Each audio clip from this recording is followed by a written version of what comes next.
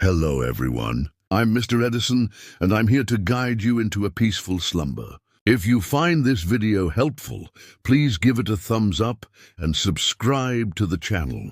I'd love to know where you're from and what time it is as you unwind. So settle in, get cozy, and let the relaxation begin. I live in Guwahati, a bustling city in northeastern India. But every holiday season and occasionally during summer breaks, my parents and I make the journey to my grandmother's house in the countryside. The year was 2018, and I had just turned 18, finishing my first semester of university studies when the winter break arrived. Our family tradition of visiting grandmother remained unbroken, despite my new academic responsibilities. The village of Raikan sits nestled between agricultural flatlands and dense forest areas in Assam, approximately 4 hours from the city by car. My grandmother's house, a sturdy two-story structure built by my grandfather in the 1970s, stands near the edge of the community where civilization gradually surrenders to wilderness. The property includes several acres of farmland and backs up against a section of woods that locals tend to avoid after sunset. My grandmother, whom we affectionately call Ita, has lived alone since my grandfather passed 12 years ago. Despite numerous offers to relocate her to the city, she refuses to leave the home where she raised her children and tends the land that has been in our family for generations. Her independence is admirable, but the isolation of her property has always filled me with unease. The journey from Guwahati follows winding roads that narrow as they approach Raikan.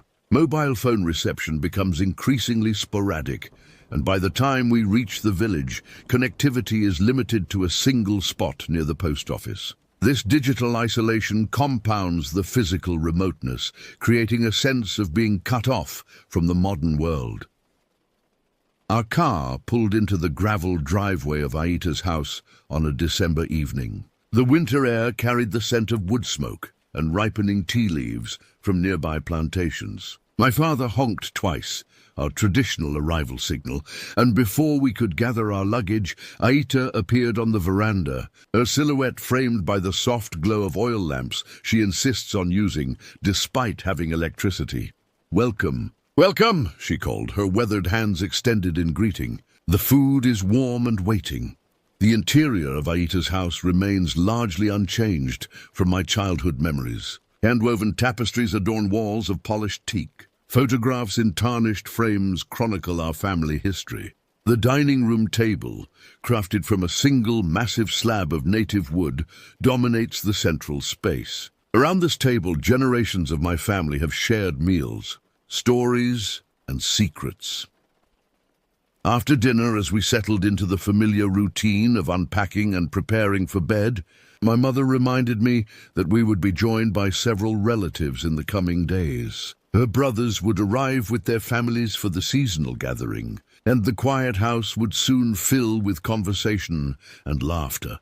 What she didn't mention, what nobody explicitly mentioned, was that the gathering also served as a form of protection. In Raikan, people rarely stayed alone, especially during the winter months when darkness claimed more hours than light. There was safety in numbers, though from what precisely, no one could definitively say.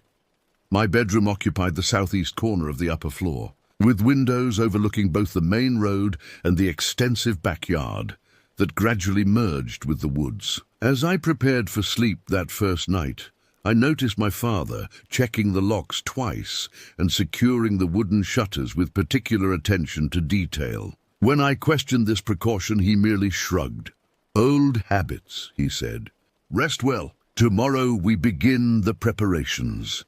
I fell asleep to the sound of nightbirds calling from the woods and the distant murmur of my parents conversing in hushed tones downstairs. My dreams that night were fragmented, filled with shadowy figures moving between trees and the sensation of being watched through the darkness. I awoke several times, disoriented and sweating despite the winter chill, convinced I had heard something scraping against my window.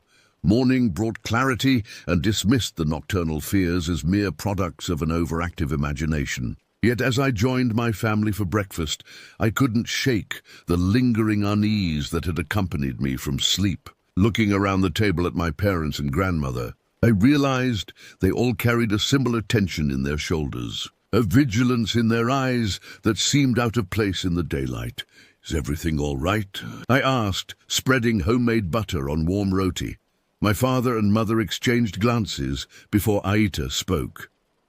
"Raikan has always been different from the city," she said carefully. "There are things here that cannot be explained by your science books or university professors. Things that have been happening since before I was born." "What kind of things?" I pressed, though some part of me already knew the answer. "Stories," my father interjected. "Just old village stories to explain coincidences and natural phenomena." Aita's expression suggested disagreement, but she remained silent, focusing instead on her tea. The conversation shifted to preparations for the family gathering, but the seed of curiosity had been planted. I resolved to learn more about these stories that caused such evident concern among my otherwise rational family members. Little did I understand that by the end of our stay, I would contribute my own chapter to the dark anthology of Raikan's unexplained phenomena. The village of Raikan predates written records of the region. According to Aita, the settlement originated as a waypoint for traders traveling between the hills and the plains. Its location near a natural spring and fertile soil made it ideal for agriculture, while the surrounding forests provided wood, game, and medicinal plants. Over centuries, families established permanent residences, creating the community that exists today. The morning after our arrival, I accompanied Aita to the local market. The village center consisted of a single main road, flanked by wooden structures, housing various shops and businesses. Vendors displayed vegetables, spices, and handcrafted items on colorful tarps spread across the ground. The atmosphere was communal, with neighbors greeting each other and exchanging news while completing their purchases. As we moved through the market, I noticed how people regarded my grandmother with particular respect. They stepped aside to allow her passage, offered her the best of their produce, and frequently consulted her on matters that seemed to extend beyond simple commerce. When I questioned this obvious deference, Aita explained that her position as one of the oldest continuous residents granted her a certain status. "People believe I remember things that others have forgotten," she said, selecting ginger roots from a weathered wooden basket. "And perhaps they are right." "What kinds of things?" I asked, helping her place the purchases in her cloth bag. "The history of Raikan is not written in books," she replied.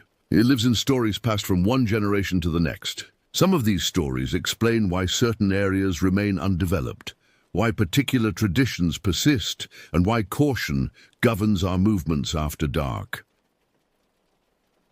We paused at a tea stall operated by an elderly man whose deeply lined face suggested decades of exposure to the elements. He nodded to Aita and prepared our drinks without requiring an order.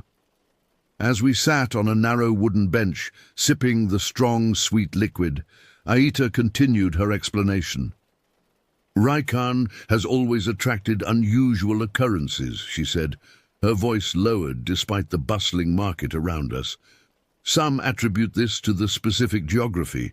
The confluence of forest, farmland, and water creates what old practitioners call a thin boundary. And others believe that historical events have left impressions that continue to resonate through time." "Historical events?" I prompted. "During the colonial period, this region witnessed considerable conflict," she explained, "not all of it documented by official records. Local resistance fighters used these forests as bases for operations against British forces. Reprisals were severe. Many disappeared without proper burial rites." A middle-aged woman approached our table, interrupting the conversation to greet Aita and inquire about my father. After she departed, Aita changed the subject, discussing instead the preparations for the upcoming family gathering. I sensed her reluctance to elaborate further in such a public setting and decided not to press the issue. Later that afternoon, while helping my father clean the small cabin behind the main house where the men traditionally gathered during family events, I broached the subject again. The cabin stood approximately 50 meters from the main structure, positioned near a stand of bamboo that marked the transition between cultivated land and wild forest. A narrow footpath connected it to the house, crossing a small seasonal stream that currently contained only a trickle of water.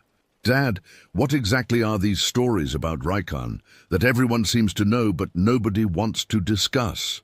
I asked, sweeping accumulated dust from the wooden floor. My father paused his work organizing chairs against the wall, considering his response. Unlike Aita, who embraced the mystical aspects of village life, my father had pursued education and embraced rationality. His position on unexplained phenomena typically involved logical explanations and scientific reasoning. "Every small village has its legends," he began cautiously. "Isolated communities develop collective narratives to explain unusual occurrences or reinforce social boundaries. Raikan is no different." "But something happened to you here, didn't it?" I pressed. "Something you can't explain." He turned to face the window, looking out toward the line of bamboo swaying gently in the afternoon breeze. For a moment, his typically confident demeanor faltered, revealing uncertainty beneath. "There are incidents I've witnessed that defy conventional explanation," he admitted. "Experiences shared by others within the family and village. These accounts display remarkable consistency, despite coming from observers of different backgrounds, education levels, and generational perspectives." "Like what?" I urged. "The most notable occurred during my university break, approximately 25 years ago," he said, turning back to face me. "I was with my cousin and 2 uncles in this very cabin. We were celebrating my acceptance to graduate studies, talking late into the night." He gestured toward the rear window that overlooked the bamboo grove. "It was well past midnight when we saw it, a sphere of blue light moving horizontally through the bamboo. Not flickering like flame, but steady and controlled, approximately 1 meter above the ground. It traveled in a straight line, maintaining consistent speed and elevation despite the uneven terrain." "Could it have been someone carrying a lantern?" I suggested. "That was our initial assumption," he nodded. "We called out, thinking perhaps a villager had wandered onto the property. When no one responded, my uncle suggested it might be someone with ill intent, perhaps surveying the property for theft. We quickly extinguished our own lamp to avoid being visible targets and observed in silence." He moved to the window, pointing toward the thick stand of bamboo. The light passed behind this thick cluster, where it should have been momentarily obscured before reappearing on the other side. Instead, it simply vanished. We waited several minutes, but it never emerged. When we investigated the area the following morning, we found no footprints, no disturbed vegetation, no evidence of human passage. Maybe it was ball lightning or some natural phenomenon," I suggested. "Perhaps," he conceded, though the controlled movement pattern contradicts known behavior of electrical atmospheric phenomena, and it fails to explain similar sightings, reported consistently over decades by different observers. Before I could respond, my mother called from the main house, requesting our help with moving furniture to accommodate the expected guests. The conversation ended there, but my father's uncharacteristic openness about the experience left a profound impression. If his rational mind could find no satisfactory explanation for what he witnessed, what other phenomena might defy conventional understanding in this seemingly ordinary village? Over dinner that evening, I observed my parents and grandmother with new awareness. Their cautionary behaviors, checking locks, avoiding certain areas after dark, maintaining traditional protective practices, suddenly appeared less as superstitious habits and more as reasonable precautions based on actual experiences. As darkness settled over Raikan that night, I found myself paying closer attention to sounds from the surrounding forest. The calls of night birds seemed to carry new significance. The rustling of leaves in the gentle breeze took on a more purposeful quality. And when a branch scratched against my window, I no longer dismissed it as random movement, but wondered what might be attempting to gain entry. Sleep came reluctantly, and when it did, my dreams were filled with blue lights moving through endless corridors of bamboo, always just beyond my reach. The story of the blue light fascinated me.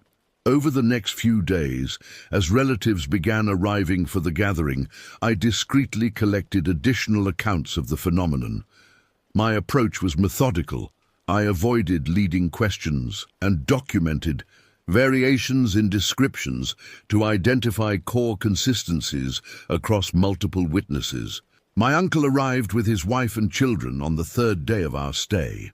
After the initial commotion of greetings and settling in, I found an opportunity to speak with him privately while helping him unload supplies from his vehicle. He had been present during the blue light incident my father described. "Uncle, Dad mentioned something about a strange light you all saw years ago," I began casually. "I'm curious about your perspective on what happened." He paused, a bag of rice balanced against his hip, and surveyed the tree line beyond the property as if ensuring our privacy. "Your father told you about that, did he?" He seemed surprised. He usually avoids discussing such matters. He was surprisingly open about it, I confirmed, though he attempted to rationalize the experience. My uncle laughed softly. "Always the academic, your father. Some things resist scientific categorization, especially in Raikan." As we continued unloading the vehicle, he shared his recollection of that night, 25 years ago. His account largely aligned with my father's description, a spherical blue light moving horizontally through the bamboo grove behind the cabin. However, he included details my father had omitted. The light appeared approximately 15 minutes after we had been discussing my grandfather's funeral, he explained. "Your great-grandfather died in those woods while hunting. His body was found leaning against a particular bamboo cluster that no longer exists. The coincidental timing of our conversation and the light's appearance seemed significant." "Do you believe it was his spirit?" I asked, maintaining a neutral tone despite my skepticism. "I make no definitive claims," he replied carefully, "but consider this. The light moved with purpose, not random drift. It maintained exactly 1 meter elevation, the approximate height of a lantern carried by hand, and most notably, it emitted no sound. Not the crackling of flame, not the rustle of vegetation being disturbed, not the footfalls that would accompany a human traveler." He described the light's color as unlike any natural blue, neither the cool blue of morning sky nor the electric blue of certain insects, but rather a deep, penetrating azure that seemed to contain its own internal darkness. The description was peculiarly specific, suggesting a visual impact that had remained vivid despite the passage of decades. "We investigated the next morning," he continued, confirming this detail from my father's account. "The ground was soft, from recent rain, yet showed no footprints or disturbance. The bamboo stalks are densely packed, making passage without contact impossible, yet nothing was broken or bent." Most compelling was his revelation that the phenomenon had recurred twice in subsequent years, once 5 years later when he was staying at the property alone, and again during a family wedding 12 years ago when multiple guests reported seeing the light from different vantage points simultaneously. "Has anyone attempted to approach it?" I asked, "to determine its nature more directly?" His expression darkened. "Your second cousin tried that during the wedding. He was 17, impulsive, full of city confidence. He pursued the light into the bamboo grove. Utu, what happened? He returned approximately 20 minutes later, disoriented and unable to account for his movements during that time. He recalled following the light for what felt like seconds before suddenly finding himself on the opposite side of the property, with no memory of the intervening journey. He complained of intense headaches for 3 days afterward. By the time we finished unloading the vehicle, other relatives had arrived, curtailing our private conversation. However, over the next 2 days, I gathered corroborating accounts from 3 additional family members who claimed to have witnessed the phenomenon. The descriptions maintained remarkable consistency in terms of the light's appearance, movement patterns, and the unsettling absence of accompanying sound. On the 5th night of our stay, with the house now full of extended family members, several cousins suggested we gather in the cabin for games and conversation. My parents exchanged concerned glances, but relented when my uncles volunteered to accompany us. 8 of us made our way down the narrow path as darkness settled, carrying lanterns and snacks for the evening. The cabin's interior felt different. When occupied by multiple people, less ominous, more intimate, we arranged chairs in a circle and began playing cards while sharing university experiences and future plans. The conversation flowed easily, punctuated by laughter and good-natured teasing. Around 11:30 p.m., the youngest uncle present suggested we extinguish the lamps and tell ghost stories, a tradition from our childhood gatherings. Despite my newfound interest in unexplained phenomena, I felt a flicker of childhood apprehension at the prospect of sitting in total darkness while conjuring frightening narratives. The lamps were turned down to a minimal glow, creating deep shadows in the corners of the cabin. My uncle began with a traditional regional tale involving a bride who died before her wedding and haunted the riverside where she had drowned. The familiar story carried new impact in the dimly lit cabin, with the sounds of night creatures providing an atmospheric backdrop. As the story concluded, something caught my attention through the rear window.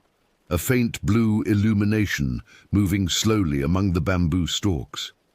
I froze, uncertain whether I was experiencing the phenomenon I had been investigating or merely imagining it based on the accounts I'd gathered. "Look," I whispered, pointing toward the window. "There's something out there." Conversation ceased immediately as everyone turned toward the indicated direction. The blue light was unmistakable now, a perfect sphere approximately 20 centimeters in diameter, moving horizontally through the bamboo at precisely the height my relatives had described. It emitted steady illumination without flickering, casting eerie blue reflections on the surrounding vegetation. "Nobody move," my eldest uncle instructed quietly. "Nobody speak." We watched in collective silence as the light progressed methodically through the grove. From our vantage point, we could track its movement for approximately 45 seconds before it passed behind a particularly dense cluster of bamboo. As in previous accounts, it never emerged from the other side. The silence persisted for several minutes afterward, broken finally by my cousin, who exhaled sharply. "That's exactly what I saw 12 years ago," he confirmed. "Exactly the same." My uncle rose and checked that the cabin door was securely latched before addressing us. "We should return to the main house now," he said. "Together, maintaining close proximity. No one lags behind, no one runs ahead." The return journey proceeded in tense silence, our lanterns held high to illuminate the path clearly. Though the distance was short, those minutes of walking felt extraordinarily prolonged. I found myself repeatedly glancing toward the bamboo grove, half expecting to see the blue light pacing our progress. Back in the main house, the adults gathered in the kitchen, while we younger members were instructed to prepare for sleep. Through the partially open door, I overheard fragments of concerned conversation, References to increasing frequency and unusual pattern deviation suggested the phenomenon we witnessed was somehow different from previous occurrences.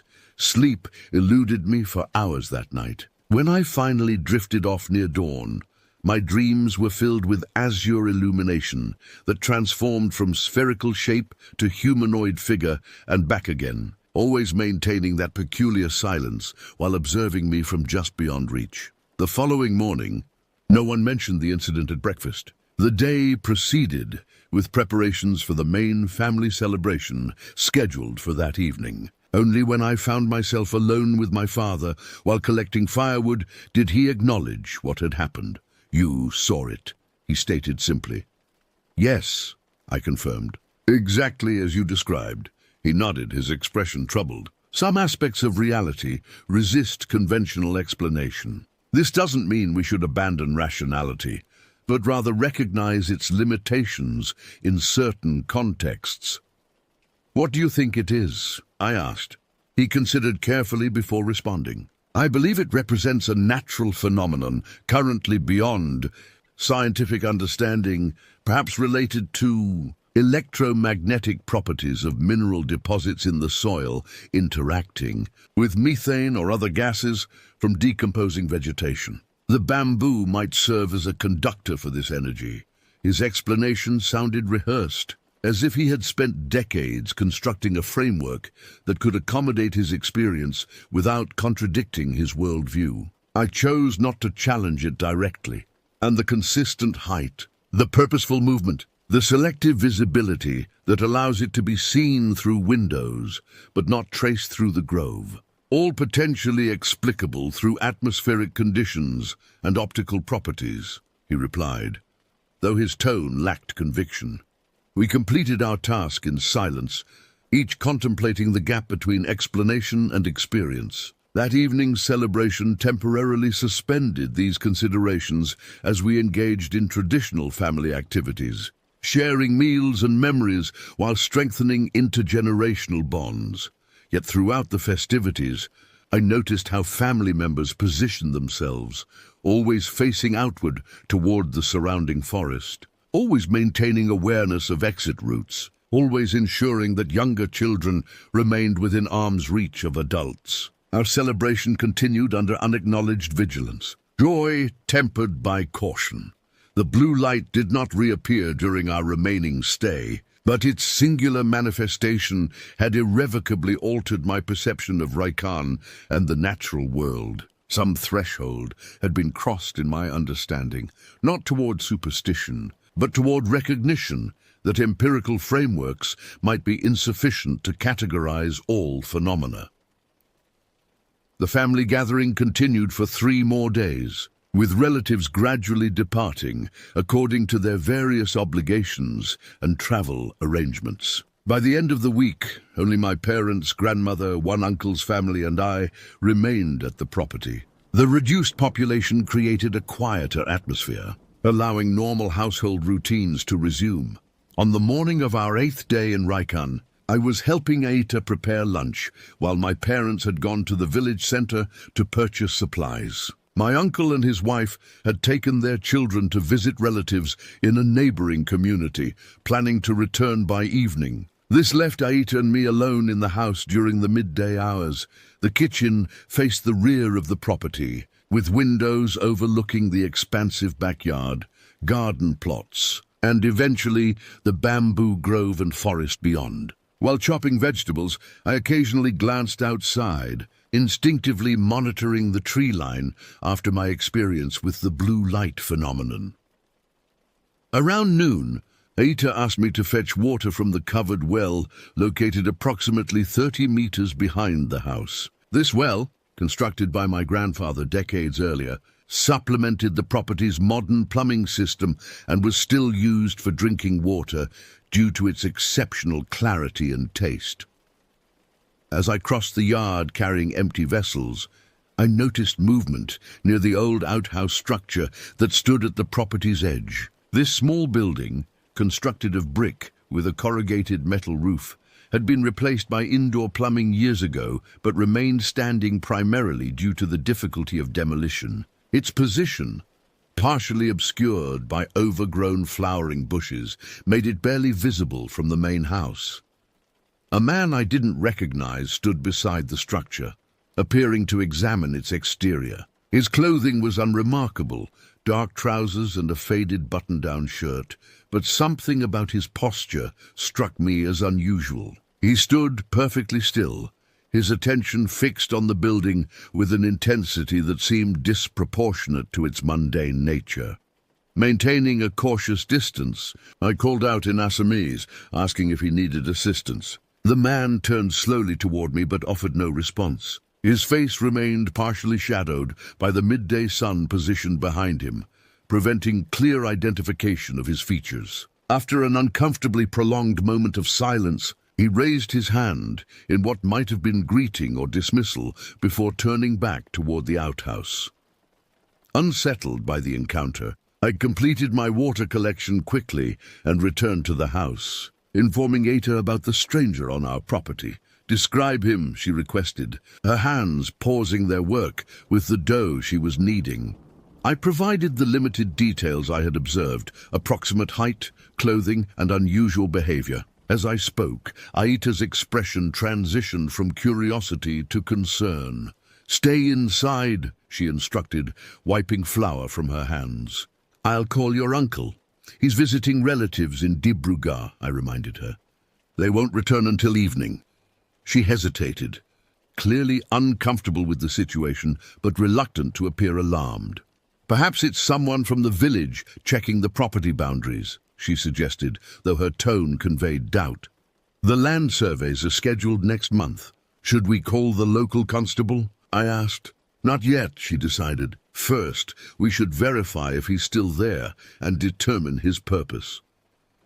We moved to the kitchen window that provided the best view of the outhouse. The structure remained visible, but the man was no longer in sight. Aita retrieved an old pair of binoculars from a cabinet drawer, using them to scan the property perimeter. "I don't see anyone," she confirmed after a thorough survey. "But I don't like this. When your parents return, we'll have your father check the area properly." We returned to preparing lunch, though both maintained frequent visual checks through the windows. Approximately 20 minutes later, movement again caught my attention. The same figure, now standing directly beside the outhouse door, his hand positioned on the latch as if preparing to enter. "He's back," I alerted Aita, pointing toward the figure. She joined me at the window, binoculars raised. After focusing on the area, her complexion paled noticeably. "I see the outhouse," she said carefully, "but there's no one there." "That's impossible," I insisted. "He's standing right next to the door. Dark clothes, same man as before." Aita handed me the binoculars without comment. When I raised them to my eyes and adjusted the focus, I experienced a moment of profound disorientation. Through the magnified view, the outhouse stood alone against the background of vegetation. No human figure was visible in the vicinity. Lowering the binoculars, I could clearly see the man, with my unaided vision, still in the same position, now partially opening the outhouse door. When I raised the binoculars again, the area appeared unoccupied. "This isn't possible," I whispered, alternating between direct observation and binocular viewing several times, with identical results each time. "Come away from the window," Aita instructed firmly, pulling me back from the glass. "Sit down." She guided me to a kitchen chair and poured a glass of water from the container I had recently filled. Her hands displayed slight trembling, but her voice remained steady. "What you're seeing has been reported before," she explained. "Not frequently, but consistently over many years. Different observers, different times of day, always near that specific structure. What exactly am I seeing?" I asked, struggling to reconcile the contradictory visual information. "We don't know," she admitted. "Some believe it's a visual disturbance caused by heat refraction or particular lighting conditions. Others suggest it represents something less conventional." "You mean a ghost?" The word felt childish as I spoke it. "I mean a phenomenon that persists independently of individual perception," she corrected. The fact that it cannot be observed through magnifying devices suggests it may exist outside normal optical parameters. Her surprisingly technical explanation reminded me that Aita had been trained as a nurse before marriage. Her understanding of the world, informed by both scientific education and traditional knowledge systems. A noise from the front of the house interrupted our conversation. My parents returning with supplies. Aita motioned for me to remain seated while she greeted them and explained the situation. I heard my father's concerned voice, followed by determined footsteps as he moved through the house toward the rear door. "Stay inside," he instructed firmly as he passed the kitchen. "All of you." From the window, I watched him cross the yard with purposeful strides, a heavy walking stick gripped in his right hand. As he approached the outhouse, the figure, still visible to my unaided eye, turned toward him. For a moment, the two appeared to face each other across a distance of approximately 10 meters. Then, in a movement that defied natural human locomotion, the figure seemed to slide sideways and behind the structure without taking observable steps. My father increased his pace, circling the outhouse completely before examining the surrounding area in expanding perimeter checks. After several minutes of thorough investigation, he returned to the house. "There's no one there," he confirmed, his expression troubled. "No footprints in the soft ground, no disturbance to the spider webs across the outhouse door, no indication of recent human presence." "But I saw him clearly," I insisted. "Even while you were out there, he moved behind the building when you approached." My father and Aita exchanged significant glances. "You saw someone while I was conducting the search?" he clarified.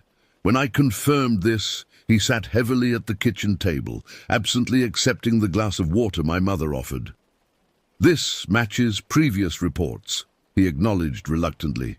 "Incidents in 1992, 2001, and 2009 described similar observations. A male figure visible to some observers, but not others, appearing near the outhouse, unable to be photographed or viewed through optical devices, leaving no physical evidence of presence." "What is it?" I asked directly. "I don't know," my father admitted, the acknowledgement clearly difficult for him. "The consistent reports suggest something beyond simple misidentification or hallucination, particularly since multiple unrelated observers have described nearly identical experiences over decades." The property was previously owned by a family that departed abruptly in the 1940s, Aita added. "Local records indicate the male householder disappeared under unclear circumstances. When the remaining family members left the area, rumors suggested they were fleeing something associated with his disappearance." We maintained heightened vigilance throughout the afternoon. My uncle and his family returned early evening, and after being informed of the incident, insisted on conducting another thorough inspection of the property perimeter. No evidence of intrusion was discovered, and no further sightings occurred that day.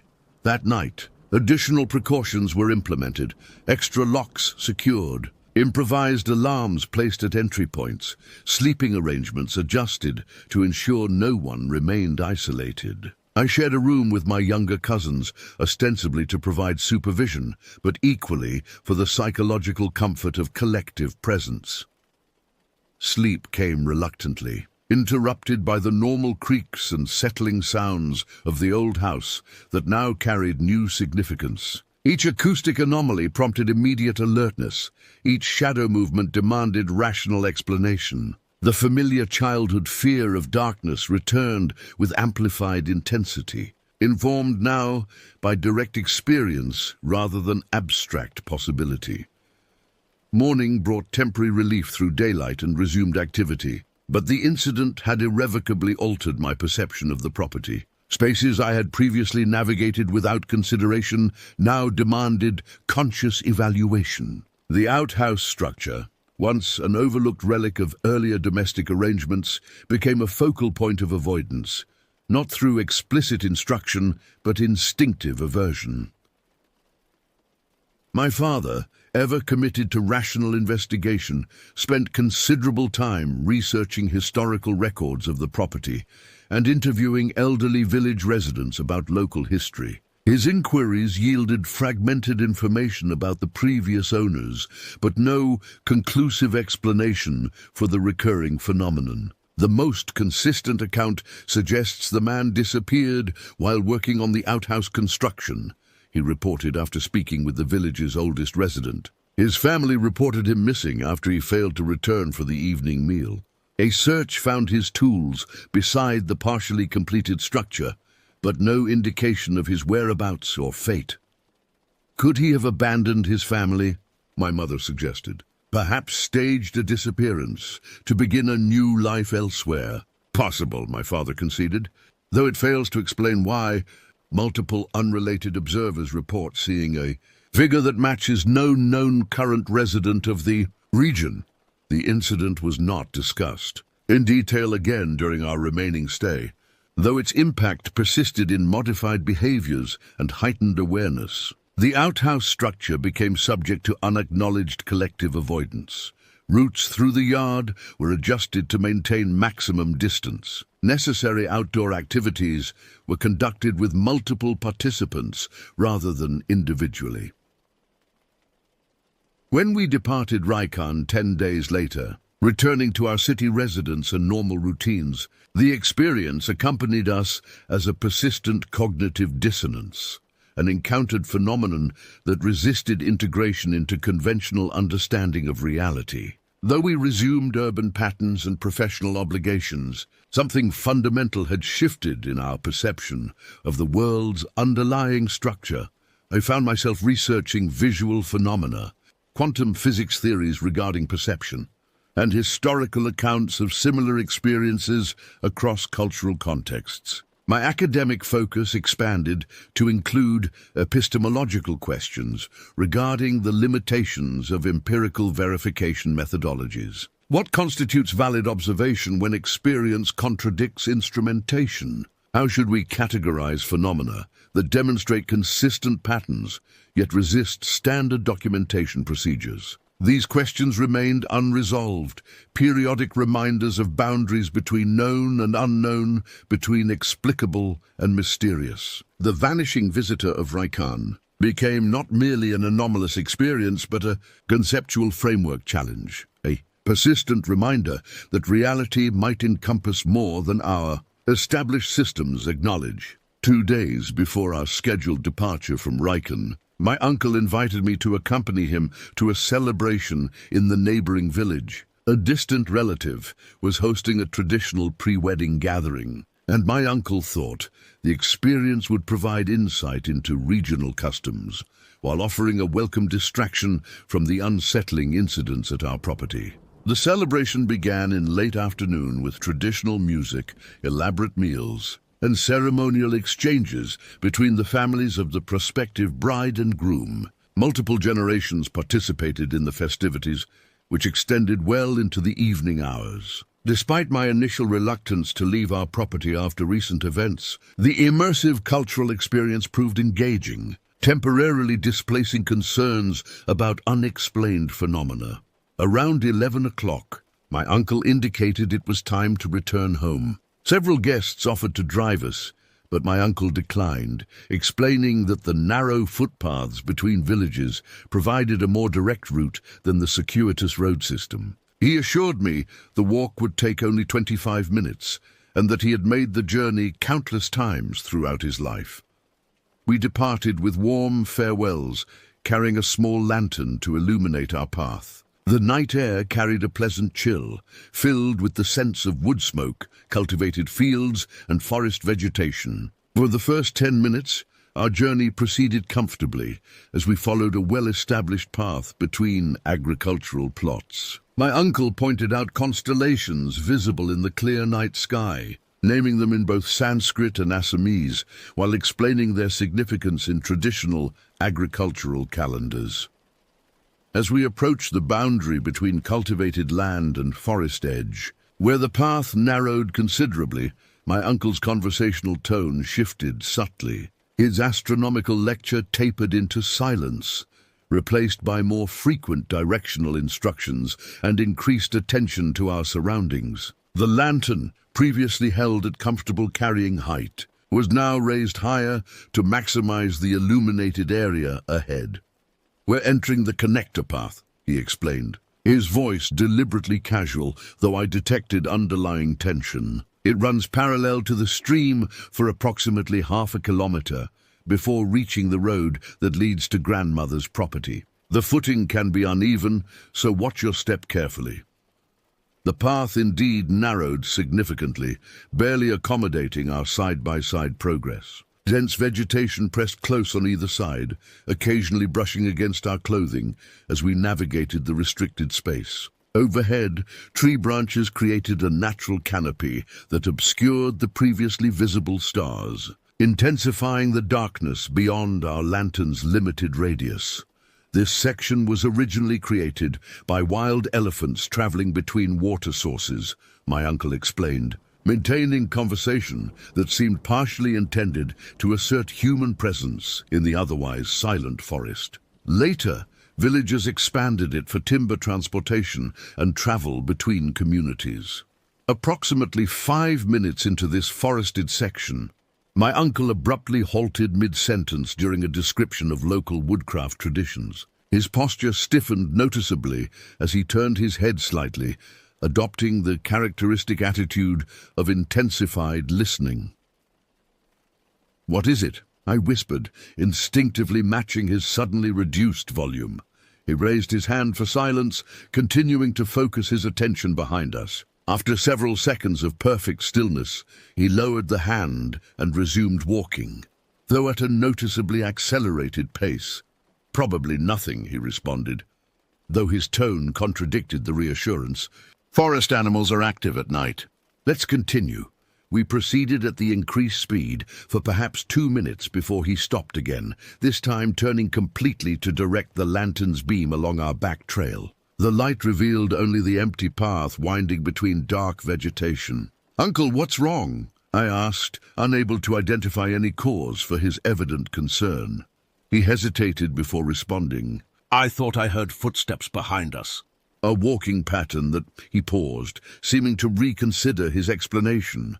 "It's nothing. The forest creates acoustic anomalies. Sound travels differently between trees, especially at night."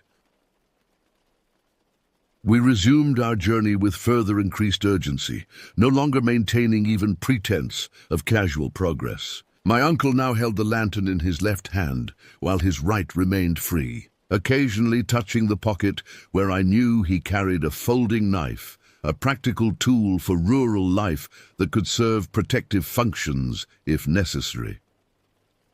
The third time he stopped, approximately 3 minutes later, I also heard what had triggered his concern, a distinct footfall sound behind us, seemingly closer than would be expected given the empty trail revealed during our previous check. The sound pattern was peculiar, not the continuous rhythm of normal bipedal walking, but rather a singular, deliberate step followed by silence. "Someone's following us," I whispered, instinctively moving closer to my uncle. "Stay calm," he instructed quietly. "We're less than 10 minutes from the main road. Once there, we'll be within shouting distance of outlying houses." He raised the lantern, calling out in Assamese, "Who's there? Identify yourself." His voice echoed briefly among the trees before dissipating into silence. No response came from the darkness behind us. After waiting several seconds, he called again with identical results. "Perhaps an animal," he suggested, though his expression indicated he believed otherwise. "Let's continue, maintaining awareness but not allowing fear to overwhelm reason." We resumed walking, now at the maximum pace possible without actually running. The path conditions prevented outright sprinting. Exposed roots, occasional rocks, and unpredictable elevation changes demanded some attention to footing even under urgent circumstances. The following footstep sound came more quickly this time. A single, heavy impact on the earthen path that suggested proximity within 20 meters behind us. The acoustic character seemed wrong somehow, too singular, too isolated. lacking the natural complementary sounds that would accompany normal human movement through forest undergrowth. My uncle abandoned pretense of calm assessment, switching the lantern to illuminate our forward path more effectively. "We need to increase our pace," he stated flatly. "The main road is just beyond that large banyan tree ahead. Once there, we turn right and proceed directly to populated areas." Before we could implement this plan, his phone chimed with an incoming message notification, an incongruously normal sound in our increasingly abnormal situation. He retrieved the device with his free hand, glancing at the screen. "No network signal," he noted with evident confusion. "Yet a message notification." As he spoke, the screen illumination died completely, the battery depleted despite having been fully charged before our departure. Simultaneously, our lantern dimmed significantly, its previously robust illumination fading to a weak glow, barely sufficient to distinguish the path directly before us. The next footfall sound behind us was louder, closer, accompanied by something new, a subtle scraping quality that suggested dragging movement rather than clean stepping. My uncle made a quick decision, extinguishing our failing lantern completely. "Our eyes will adjust," he whispered. "The path is lighter colored than surrounding vegetation. Follow it directly. Do not look back. Do not stop, regardless of what you hear." We proceeded in near total darkness, guided only by the marginally lighter coloration of the packed earth path against the black vegetation borders. My uncle began reciting what I recognized as a traditional protective prayer. His voice maintained at precisely the volume to be audible to me, without projecting far into the surrounding forest. The footstep sounds continued behind us, maintaining a consistent distance despite our increasingly rapid movement.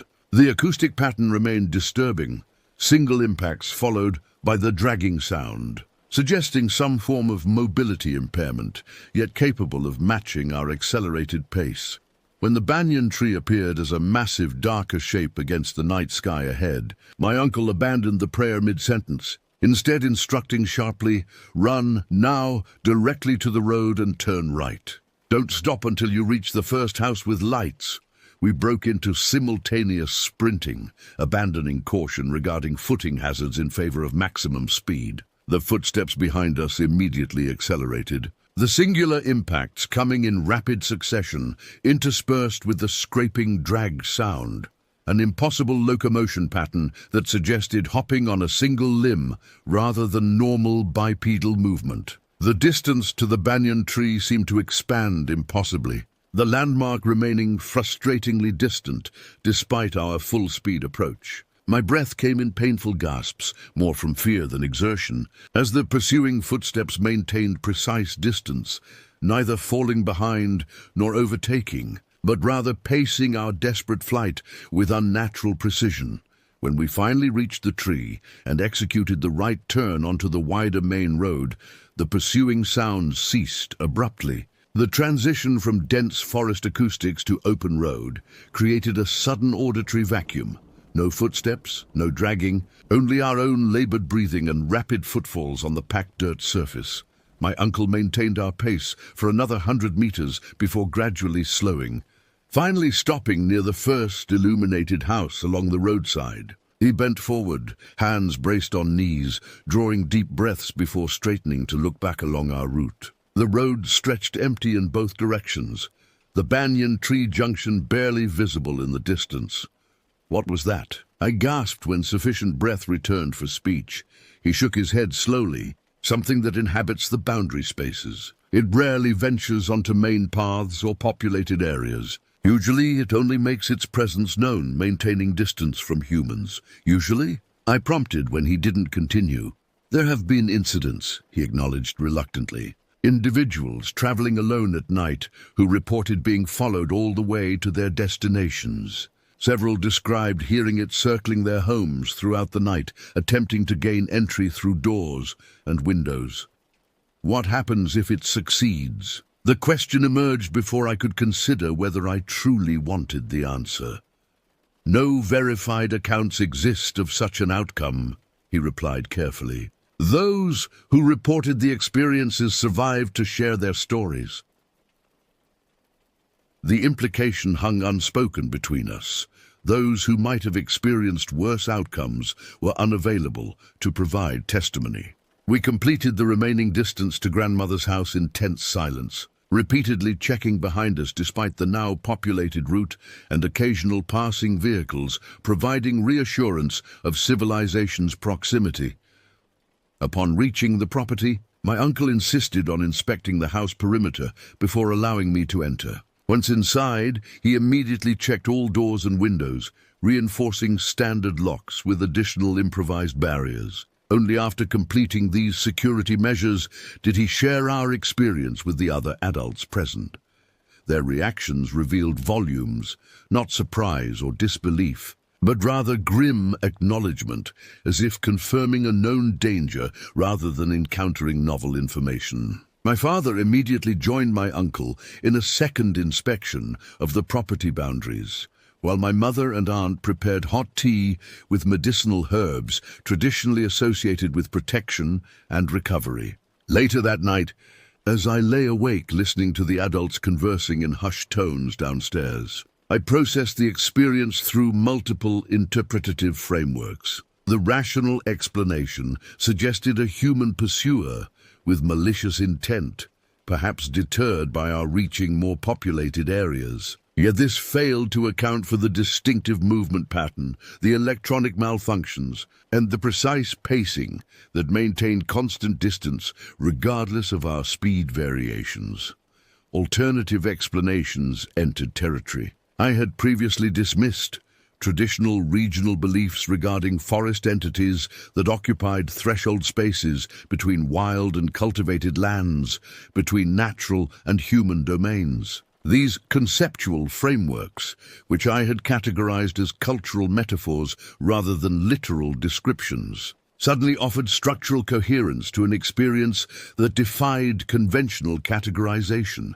Sleep eventually claimed me near dawn, bringing dreams filled with endless pursuit through increasingly narrow paths. The pursuing entity remained perpetually just beyond visual confirmation, its presence indicated only by that distinctive singular footfall, followed by the dragging sound always, approaching but never quite reaching me across the dreamscape's shifting geography. Morning brought physical exhaustion but mental clarity. Whatever had followed us through the forest represented a genuine phenomenon, whether human, animal, or something uncategorized within those binary options. The experience joined the accumulating evidence that Rakan's reputation for unusual occurrences reflected actual conditions rather than mere superstition or cultural narrative. My uncle avoided detailed discussion of the incident during daylight hours, particularly around younger family members. However, when I approached him privately while helping prepare the jeep for our departure the following day, he offered limited additional context. "It has been encountered for at least 4 generations, he explained while checking tire pressure. My grandfather documented multiple incidents in journals he maintained throughout his forestry career. The British administrators dismissed his reports as native superstition, but he maintained meticulous records, including witness statements from colonial officials who experienced similar encounters." "What did he believe it was?" I asked, handing him tools as needed. "He developed no conclusive theory," my uncle replied, "but he noted patterns in the encounters. They occurred predominantly during specific lunar phases, involved primarily male travelers, and focused on paths that followed historical boundaries between tribal territories. This information provided no definitive explanation, but offered contextual framework.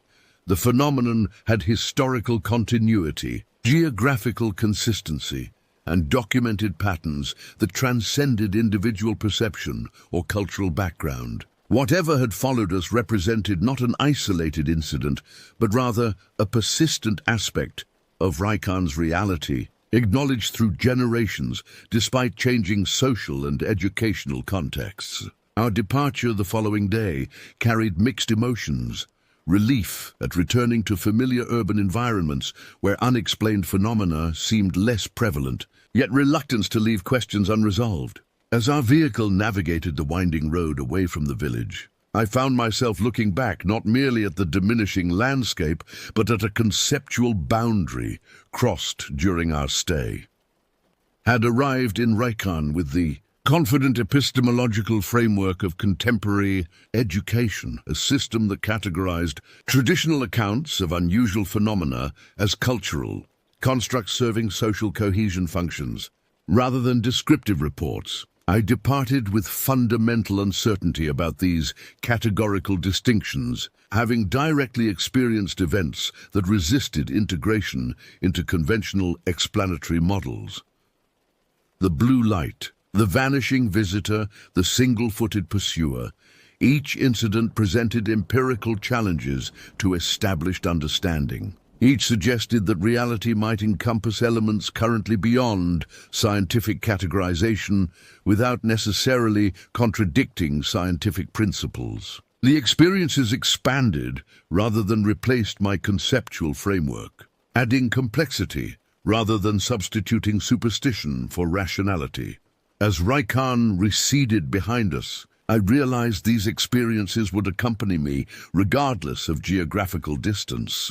They had permanently altered my perception of possibility, my evaluation of evidence, and my understanding of knowledge boundaries. The footsteps in the dark had followed me into a new conceptual territory from which no simple return journey existed.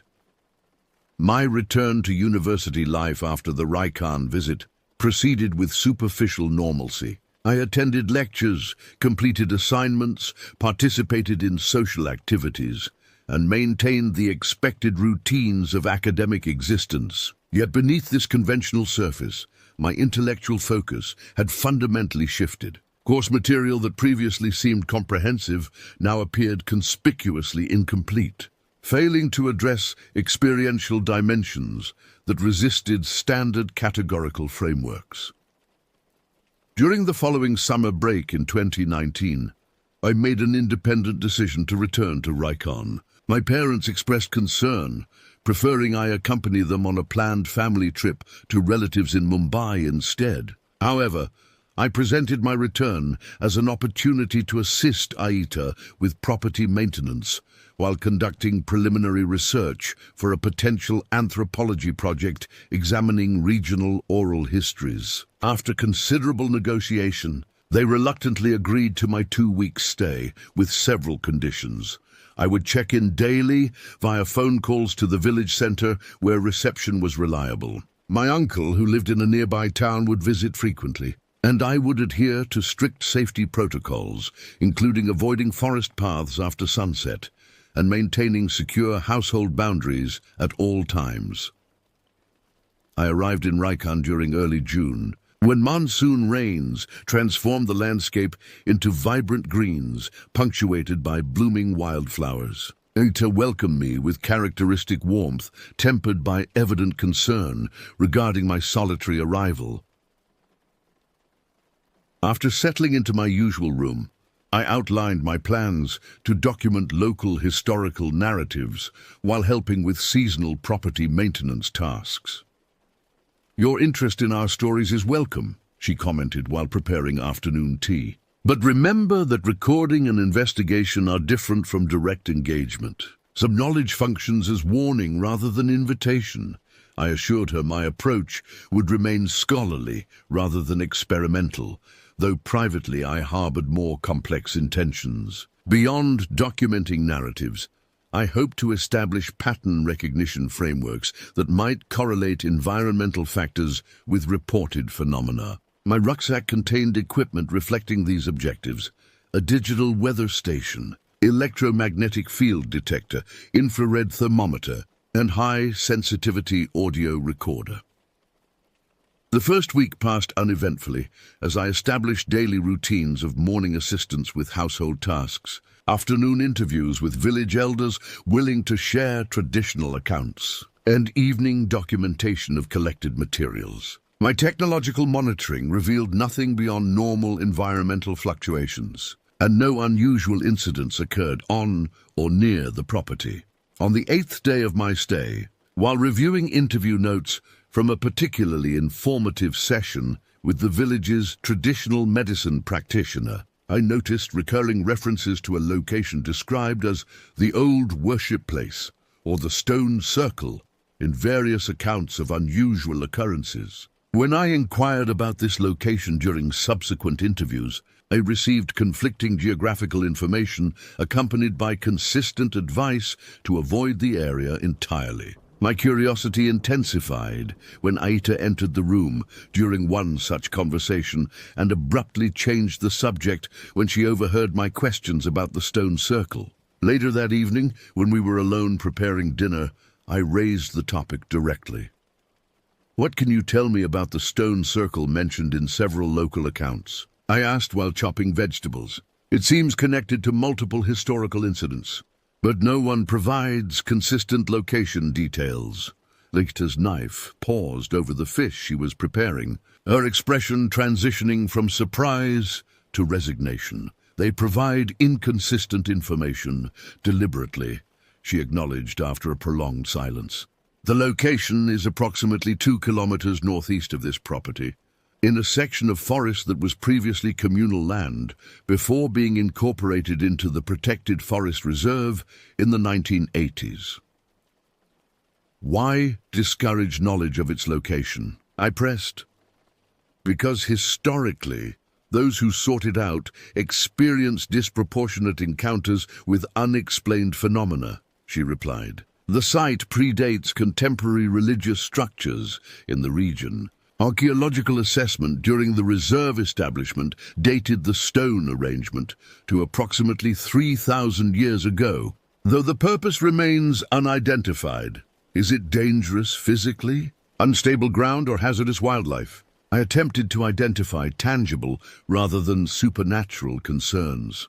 "The physical location presents no unusual dangers beyond normal forest conditions," she conceded.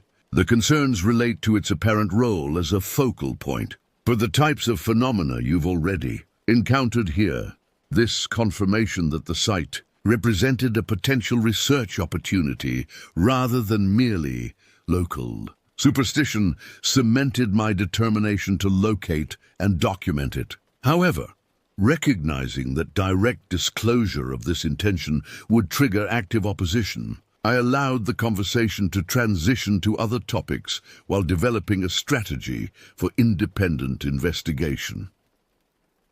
The following morning, I informed Aita that I planned to photograph traditional architectural elements in the village for my research documentation. This legitimate activity provided cover for carrying my backpack with research and safety equipment, while establishing an expected absence of several hours. I visited the village center as indicated, photographing interesting structural features while gradually working my way toward the northeastern forest edge. Upon reaching the forest boundary, I consulted topographical maps downloaded prior to my arrival, identifying several potential locations matching the limited geographical information I had gathered. The most promising site appeared to be situated on slightly elevated ground near a seasonal stream junction, a location that aligned with fragmented descriptions from multiple accounts. The forest transition occurred gradually, cultivated land giving way to increasingly dense vegetation as I followed a rarely used path that eventually disappeared entirely among undergrowth. Navigation required frequent compass checks and careful attention to topographical features corresponding to map indicators. Despite June humidity creating challenging hiking conditions, I maintained steady progress through the increasingly primary forest environment. Approximately 90 minutes into the forest section of my journey, the landscape began corresponding more precisely with descriptive elements from collected narratives. A seasonal stream appeared on my left, while the ground began a subtle but persistent upward slope. The vegetation transitioned from mixed species to predominantly older growth trees with significant canopy cover, reducing undergrowth and improving visibility. The first indicator of human modification appeared unexpectedly. a flat stone approximately 1 meter square, partially embedded in the forest floor but displaying unmistakable tool marks on its upper surface. Several meters beyond, a similar stone emerged from the undergrowth, positioned at what appeared to be a deliberate angle relative to the first. Following this apparent alignment, additional worked stones became visible, creating a discernible pathway leading toward higher ground ahead. The path terminated in a small clearing where the tree canopy opened slightly, allowing dappled sunlight to illuminate what was unmistakably a human-created arrangement. 7 stone pillars, each approximately 1 meter high, formed an imperfect circle approximately 10 meters in diameter. At the circle's center stood a larger table-like stone structure supported by smaller base stones. The entire arrangement displayed significant weathering, consistent with extreme age, yet the deliberate positioning remained unmistakable. The central tablestone featured eroded markings that suggested intentional carving rather than natural erosion patterns. Most notably, the arrangement occupied the clearing's center with such precision that the dappled sunlight through the canopy opening illuminated the central stone structure while leaving the perimeter pillars in partial shadow. I methodically documented the site through photographs and measurements, noting orientation relative to cardinal directions and potential astronomical alignments. The central stone table aligned precisely east-west, with more elaborately carved elements on the eastern edge. The perimeter stones, though superficially similar, displayed subtle size variations that corresponded to specific directional positions, suggesting functional rather than merely aesthetic purpose. After completing basic documentation, I unpacked monitoring equipment to establish environmental baselines. Temperature readings revealed the circle's interior maintained approximately 3 degrees C cooler temperature than surrounding forest, despite identical sun exposure conditions. Electromagnetic field measurements showed subtle but measurable fluctuations when moving between perimeter stones, creating a pattern that defied simple explanation through geological or equipment factors. Most intriguing were audio recordings, which captured a persistent low-frequency sound at the circle's center that remained inaudible to direct human hearing, but registered clearly on equipment. The sound maintained consistent amplitude regardless of intermittent wind or wildlife disturbances, suggesting its source was neither atmospheric nor biological. Time passed with surprising rapidity as I conducted these investigations. When I finally checked my watch, more than 3 hours had elapsed since arriving at the site. The afternoon was advancing, which would require expedited return to maintain my committed schedule with Aita. I began packing equipment while completing final observational notes. As I worked, a subtle shift in ambient conditions registered peripherally, a transitional quality to the light that suggested approaching weather rather than merely advancing afternoon. Looking upward through the canopy opening, I observed dark clouds accumulating with unusual rapidity, their formation patterns suggesting imminent precipitation. Having experienced regional monsoon dynamics previously, I recognized the signs of a potentially severe thunderstorm developing. Accelerating my departure preparations, I completed a final photographic sequence of the stone arrangement before shouldering my backpack. As I turned to retrace my entry path, a distinct cracking sound drew my attention back to the circle's center. The sound repeated, a sharp percussion like stone striking stone, though nothing visibly moved within the arrangement. The first raindrops began penetrating the canopy as I hesitated, uncertain whether to investigate this new phenomenon or prioritize departure ahead of deteriorating weather conditions. The decision was effectively made for me when multiple simultaneous lightning strikes illuminated the surrounding forest, followed almost immediately by thunderclaps that suggested dangerous proximity. I abandoned further investigation and began retracing my route with increased urgency. The rainfall intensified dramatically within minutes, transitioning from isolated drops to continuous sheets that reduced visibility and transformed the forest floor into increasingly slippery terrain. The previously subtle stream now carried significant flow volume, its crossing points becoming potentially hazardous. Navigation challenges intensified as natural light diminished under the combined effects of canopy density, storm clouds, and advancing afternoon. I maintained direction using compass readings protected within a waterproof case, but progress slowed considerably due to reduced visibility and increasingly treacherous footing. Approximately halfway back to the forest edge, I paused beneath a particularly dense canopy section that offered marginal protection from the heaviest rainfall. While consulting my map to verify position, I became aware of an anomalous sound barely perceptible beneath the rainfall's constant percussion, a rhythmic tapping that suggested deliberate pattern rather than random natural occurrence. Initially attributing this to water droplets striking particular surfaces in sequence, I prepared to resume movement when the pattern changed distinctly, transitioning from regular intervals to what unmistakably represented a simple numerical sequence. 3 rapid taps, pause, 5 rapid taps, pause, followed by a single prolonged sound. This pattern repeated with precise timing, eliminating any reasonable attribution to random natural processes. More concerning was the sound's apparent directionality. It originated behind me, along the path leading back toward the stone circle, yet carried acoustic properties suggesting much closer proximity than the significant distance already traversed.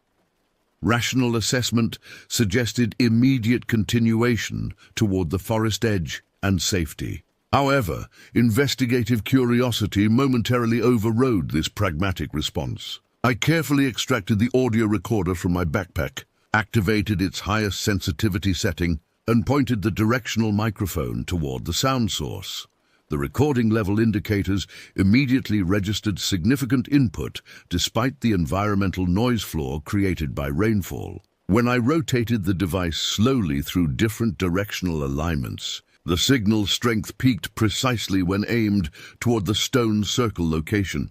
Though visible conditions verified nothing could be observed beyond a few meters in the dense vegetation and precipitation. The tapping pattern continued with mathematical precision. 3, 5, 1, repeating in cycles of exactly 12 seconds based on the recorder's time display. This precision eliminated wildlife or random environmental factors as plausible explanations, strongly suggesting intentional communication attempts. As I contemplated potential response protocols, the pattern abruptly ceased mid-sequence. The absence created a perceptual void more noticeable than the sound itself had been. This silence held for approximately 20 seconds before a new sound emerged.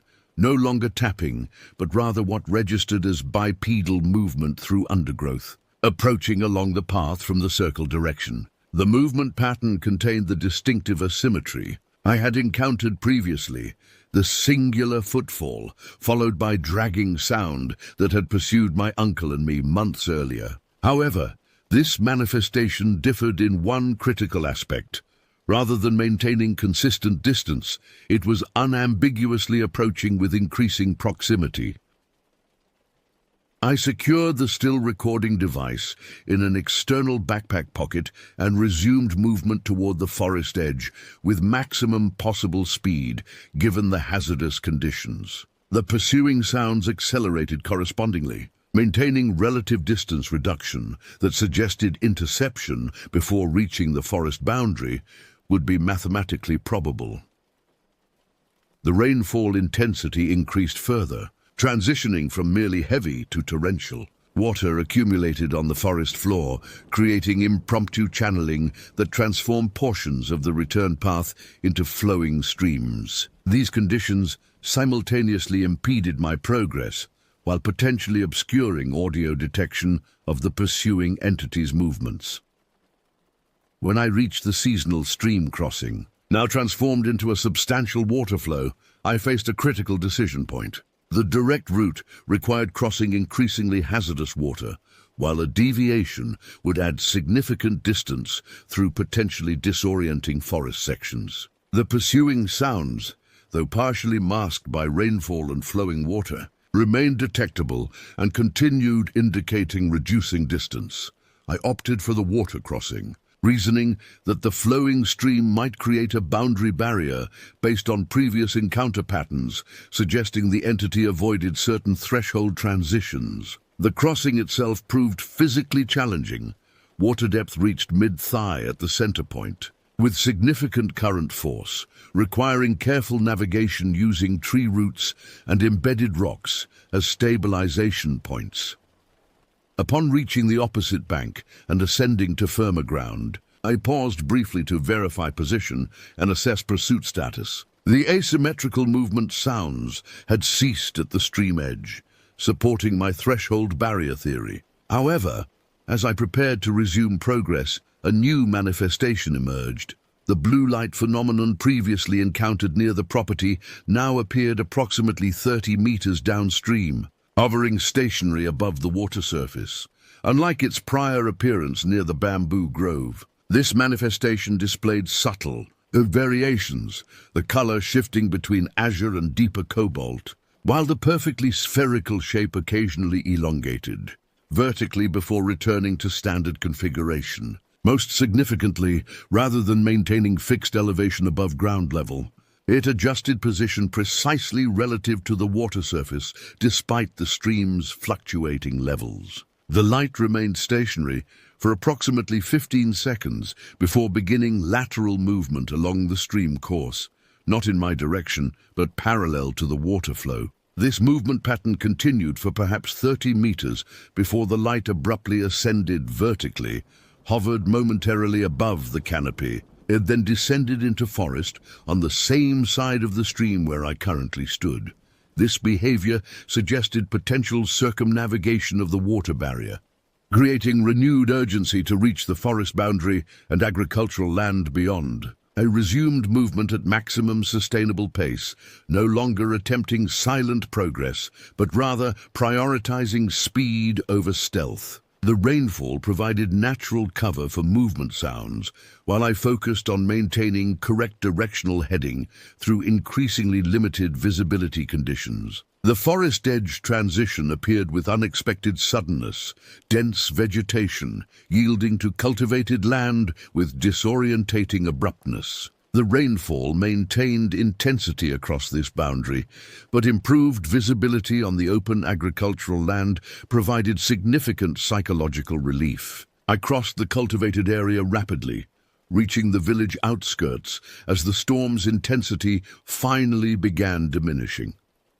Upon reaching Aita's house, I discovered significant concern regarding my extended absence, exacerbated by the severe weather conditions. My soaked appearance and evident exhaustion prompted immediate practical response: dry clothing, hot beverages, and solicitous attention before any questioning regarding my activities commenced. When interrogation inevitably began, I provided partially accurate information, acknowledging I had ventured into the forest edge to photograph distinctive flora while being caught unexpectedly by the rapidly developing storm. This explanation, while technically true, omitted the specific destination and subsequent experiences. Aita's expression suggested skepticism regarding this limited disclosure, but she refrained from direct confrontation. That evening, after basic recovery from the physical exertion, I reviewed the audio recordings captured during the return journey. The tapping pattern registered with remarkable clarity, despite environmental interference, its mathematical precision evident when visualized through audio analysis software. More disturbing was the subsequent movement recording, which contained not only the asymmetrical locomotion sounds, but also intermittent vocalization components outside normal human speech frequency ranges. Most significant was a recording segment captured during my momentary pause after crossing the stream, a section containing no sounds I consciously perceived at the time, yet clearly registering on the equipment. Beneath the rainfall audio and my own breathing, a voice-like sound articulated something approximating words, though in no language I recognized. The vocal quality suggested neither male nor female categorization, but rather something outside standard classification parameters. I maintained this recording evidence privately, recognizing that sharing it would potentially reveal my unauthorized visitation of the Stone Circle site. Instead, I focused subsequent investigation on historical documentation of the location, utilizing ATA's limited book collection and conversations with village elders who might provide context without realizing my direct experience. These inquiries yielded fragmented information, suggesting the site predated currently practiced regional religions, potentially representing indigenous belief systems subsequently displaced by arriving Hindu, Buddhist, and later Islamic influences. Several accounts suggested the location had been deliberately abandoned rather than naturally falling into disuse, the result of specific incidents rather than gradual cultural transition.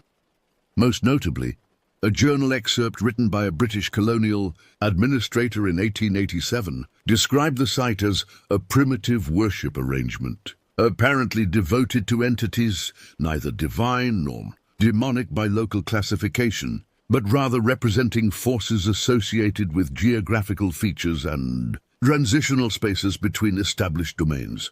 The administrator noted that local populations universally avoided the location despite no official prohibitions, based on accounts of perceptual distortions and temporary disappearances experienced by previous visitors. My final days in Raikan passed without further unusual incidents, though I maintained heightened awareness of environmental conditions and potential manifestations. The audio recording remained unexplained, yet undeniably documented, empirical evidence of phenomena that transcended conventional categorization systems. Upon returning to university life, I approached my studies with fundamentally altered perspective. Fields previously considered distinct, anthropology, physics, psychology, linguistics, now appeared artificially segregated, their boundaries representing academic convenience rather than natural divisions in phenomenological reality. The Stone Circle experience, combined with previous Raikan encounters, suggested a complex reality where human perceptual systems interfaced imperfectly with environmental aspects currently beyond scientific instrumentation or theoretical frameworks. The experiences represented not supernatural manifestations, but rather natural phenomena exceeding current categorization systems, the contemporary equivalent of electromagnetic radiation before scientific understanding provided explanatory frameworks. Most significantly, these experiences permanently altered my fundamental epistemological assumptions regarding knowledge acquisition and verification methodologies. Direct experience, while subjectively compelling, required objective documentation through multiple methodologies. Yet simultaneously, technological documentation without experiential context provided incomplete data representation. The integration of these seemingly contradictory approaches became my private research focus, developing multidisciplinary methodologies for investigating phenomena at the boundaries of established knowledge domains. The abandoned shrine had offered momentary glimpses into these boundary spaces, suggesting that what we dismiss as unexplainable may simply await more sophisticated investigative frameworks. The academic year following my independent Raikan investigation proceeded with apparent normalcy. I maintained strong performance in university coursework while developing a reputation among professors for asking challenging interdisciplinary questions that occasionally extended beyond their specialized expertise. My formal studies focused on cultural anthropology with supplementary coursework in comparative religion, environmental science, and signal processing, an unconventional combination that raised occasional administrative eyebrows but remained within acceptable program parameters. By December 2019, I had established a methodical documentation system for cataloging and cross-referencing the Rikon accounts. This private research project remained separate from my academic work, though it increasingly influenced my formal study approaches. The system correlated witness descriptions, environmental conditions, geographical locations, and temporal patterns across multiple reports spanning decades. When winter break approached, my parents expressed concern regarding my evident intention to return to Rikon. My previous independent visit and subsequent intense interest in regional history had triggered parental worry about unhealthy obsession. After careful negotiation, we reached compromise. I would accompany them to Rikon for the traditional family gathering, but agreed to continuous family accompaniment during any research activities. We arrived at Ita's house in late December, finding the property much as it had remained through generations. The familiar rhythms of preparation for the family gathering provided comforting structure, cleaning rarely used rooms, preparing traditional foods, arranging sleeping accommodations for the expected relatives. Throughout these activities, I maintained awareness of subtle protective practices embedded within apparently mundane tasks. Specific arrangements of certain plants near entrances, careful attention to threshold spaces, traditional markings renewed on door frames. 3 days after our arrival, with most extended family members now present, I experienced the first unusual incident of this visit. Around 2 in the morning, having fallen asleep while reading research materials, I awoke suddenly with the distinct impression of being observed. The room remained dark, except for moonlight filtering through partially closed shutters, creating angular patterns across the wooden floor. Initial visual survey revealed nothing unusual within the bedroom. The door remained closed as I had left it, windows secured against the winter night chill. Yet the sensation of presence persisted with unusual intensity. Not generalized anxiety, but rather specific awareness focused on the room's far corner, where shadows gathered most densely. As my vision adapted fully to the low light conditions, subtle movement registered within that corner. Not physical displacement, but rather a quality suggesting three-dimensional depth where the room's actual dimensions permitted none.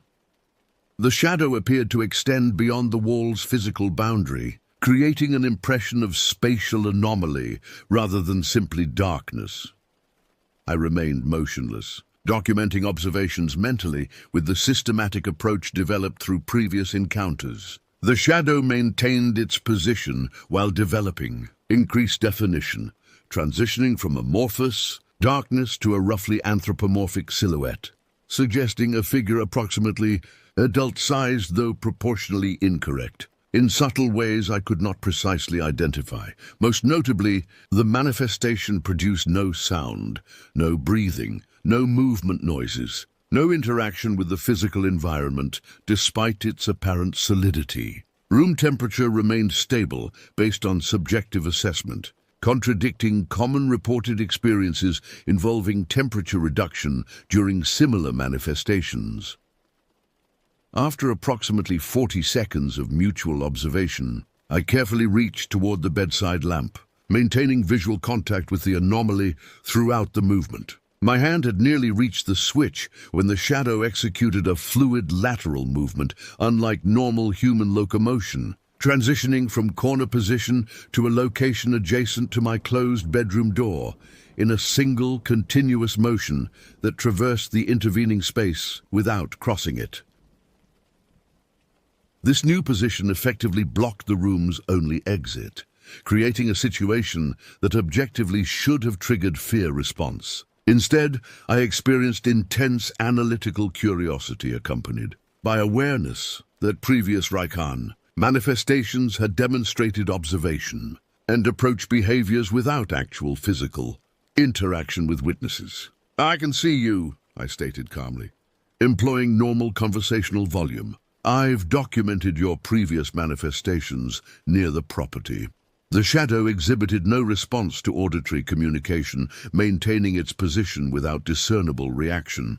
After approximately 20 seconds of continued mutual observation, I repeated the communication in Assamese rather than English, considering potential regional specificity in the manifestation's perceptual processing. This linguistic shift produced immediate reaction. The shadow figure executed a rapid vertical expansion followed by horizontal compression, its proportions distorting in ways that defied anatomical possibility. The resulting configuration suggested attention or potential response capability rather than threat display. "What are you?" I asked in Assamese, maintaining calm intonation despite accelerated heart rate. The figure responded with further configurational change, developing increased definition in its upper portion, while the lower section maintained amorphous characteristics. Most notably, what appeared to be a head-like structure oriented directly toward my position, though no facial features or specific anatomical details manifested within the shadowy substance. I continued systematic documentation through verbal classification, stating, "You've been observed near the bamboo grove as a light manifestation, near the abandoned bathroom structure in apparent human form, and on forest paths as an auditory phenomenon with distinctive movement pattern." At the specific mention of the bathroom structure, the figure executed a sharp rotational movement, momentarily expanding to nearly ceiling height before contracting to approximately 1 meter total height. This transformational response suggested either specific trigger recognition or communicative intention through configurational adjustment. Pursuing this apparent responsiveness, I inquired, "Are you attempting communication?" The shadow maintained its reduced height configuration while developing a rhythmic undulation along its perimeter. Not random movement, but rather patterned fluctuation, suggesting deliberate signaling. The pattern completed 3 full cycles before stabilizing into stationary configuration again. I reached slowly toward my phone on the bedside table, intending to activate its recording capability. As my hand approached the device, the shadow executed another transition, not toward me, but rather toward the closed window, passing through the physical shutters without disturbing them, and disappearing from the room entirely. Immediately following its departure, room conditions normalized completely.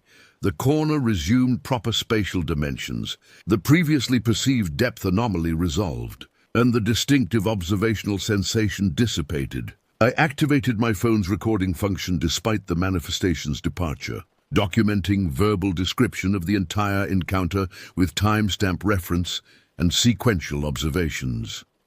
After completing this documentation, I made careful examination of the room's physical conditions. The corner where the manifestation originally appeared showed no temperature differential, no structural anomalies, and no residual effects of any kind. Similarly, the door area and window through which it departed displayed no evidence of interaction or passage. Rather than immediately sharing this experience with family members and potentially triggering protective responses that would limit investigation opportunities, I documented the encounter in my research journal with detailed observational notes. Most significant was the apparent recognition response to specific location references and the potential communicative intention shown through configurational changes. The following day proceeded normally, with family gathering activities occupying most hours. I maintained careful environmental monitoring throughout the property,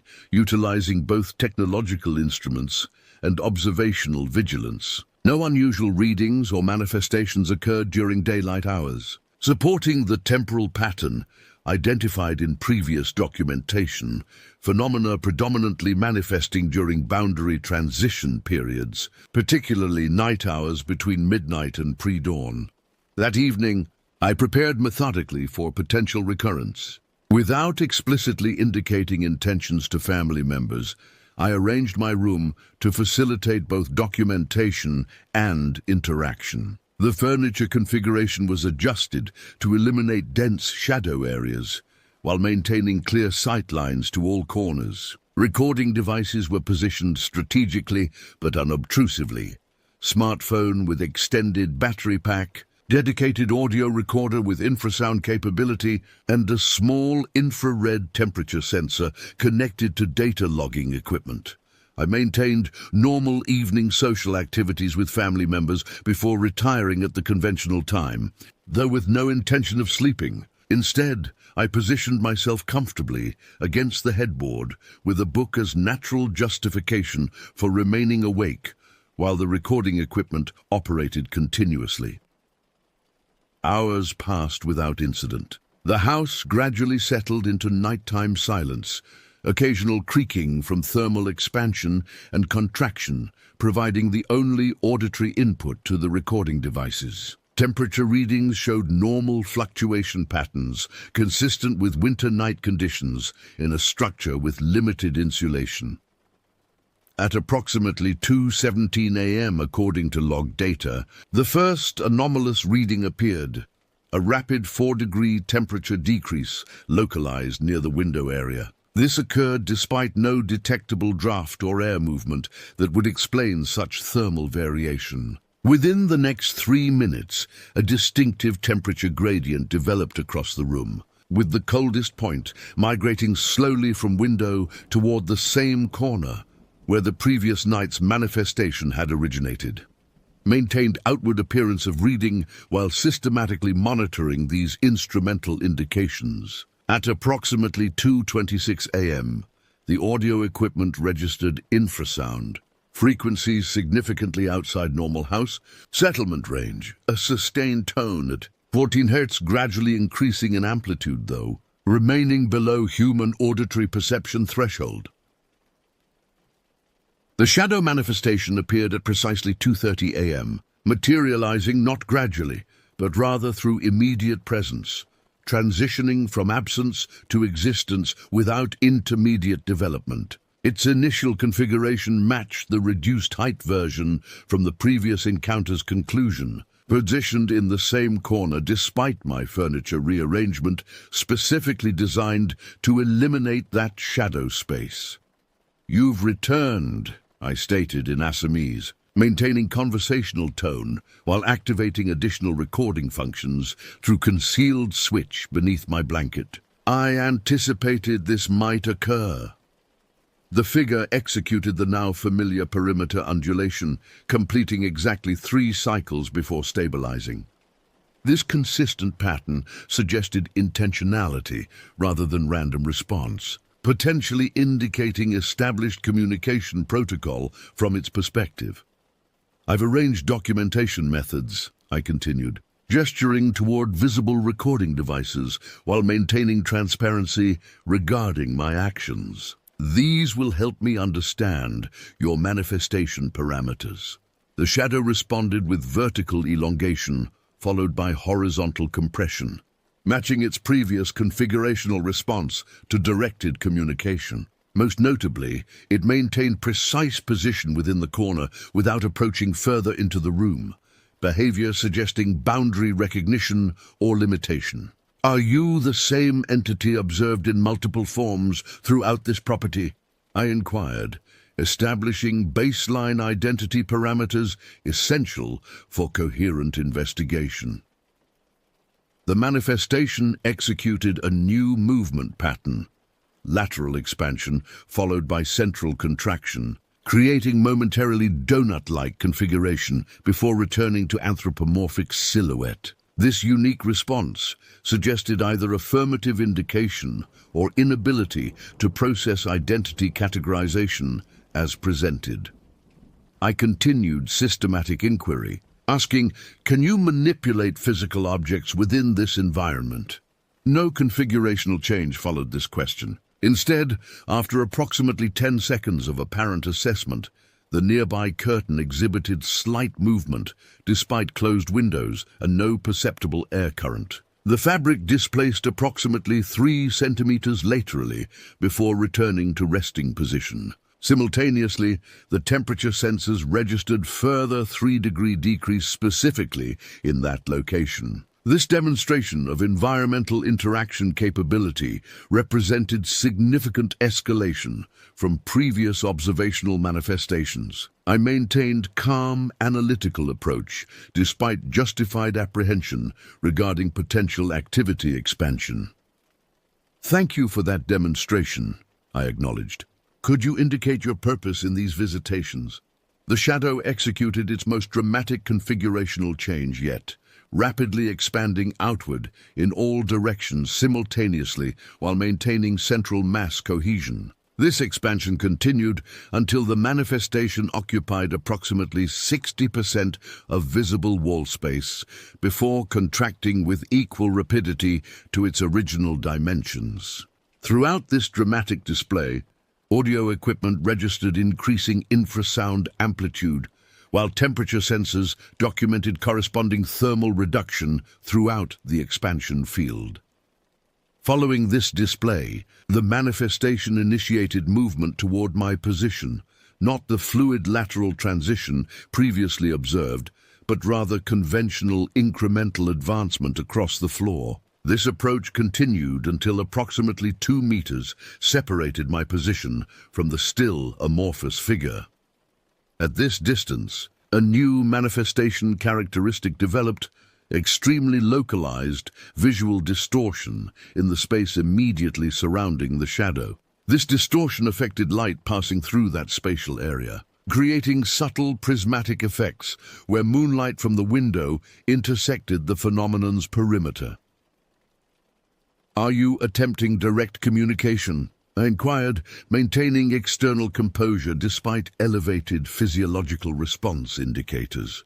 The shadow ceased forward movement, executing instead a vertical alignment shift that positioned its head-like upper section precisely level with my seated eyeline. In this configuration, the central mass developed subtle rhythmic pulsation, synchronized with the infrasound frequency documented by recording equipment.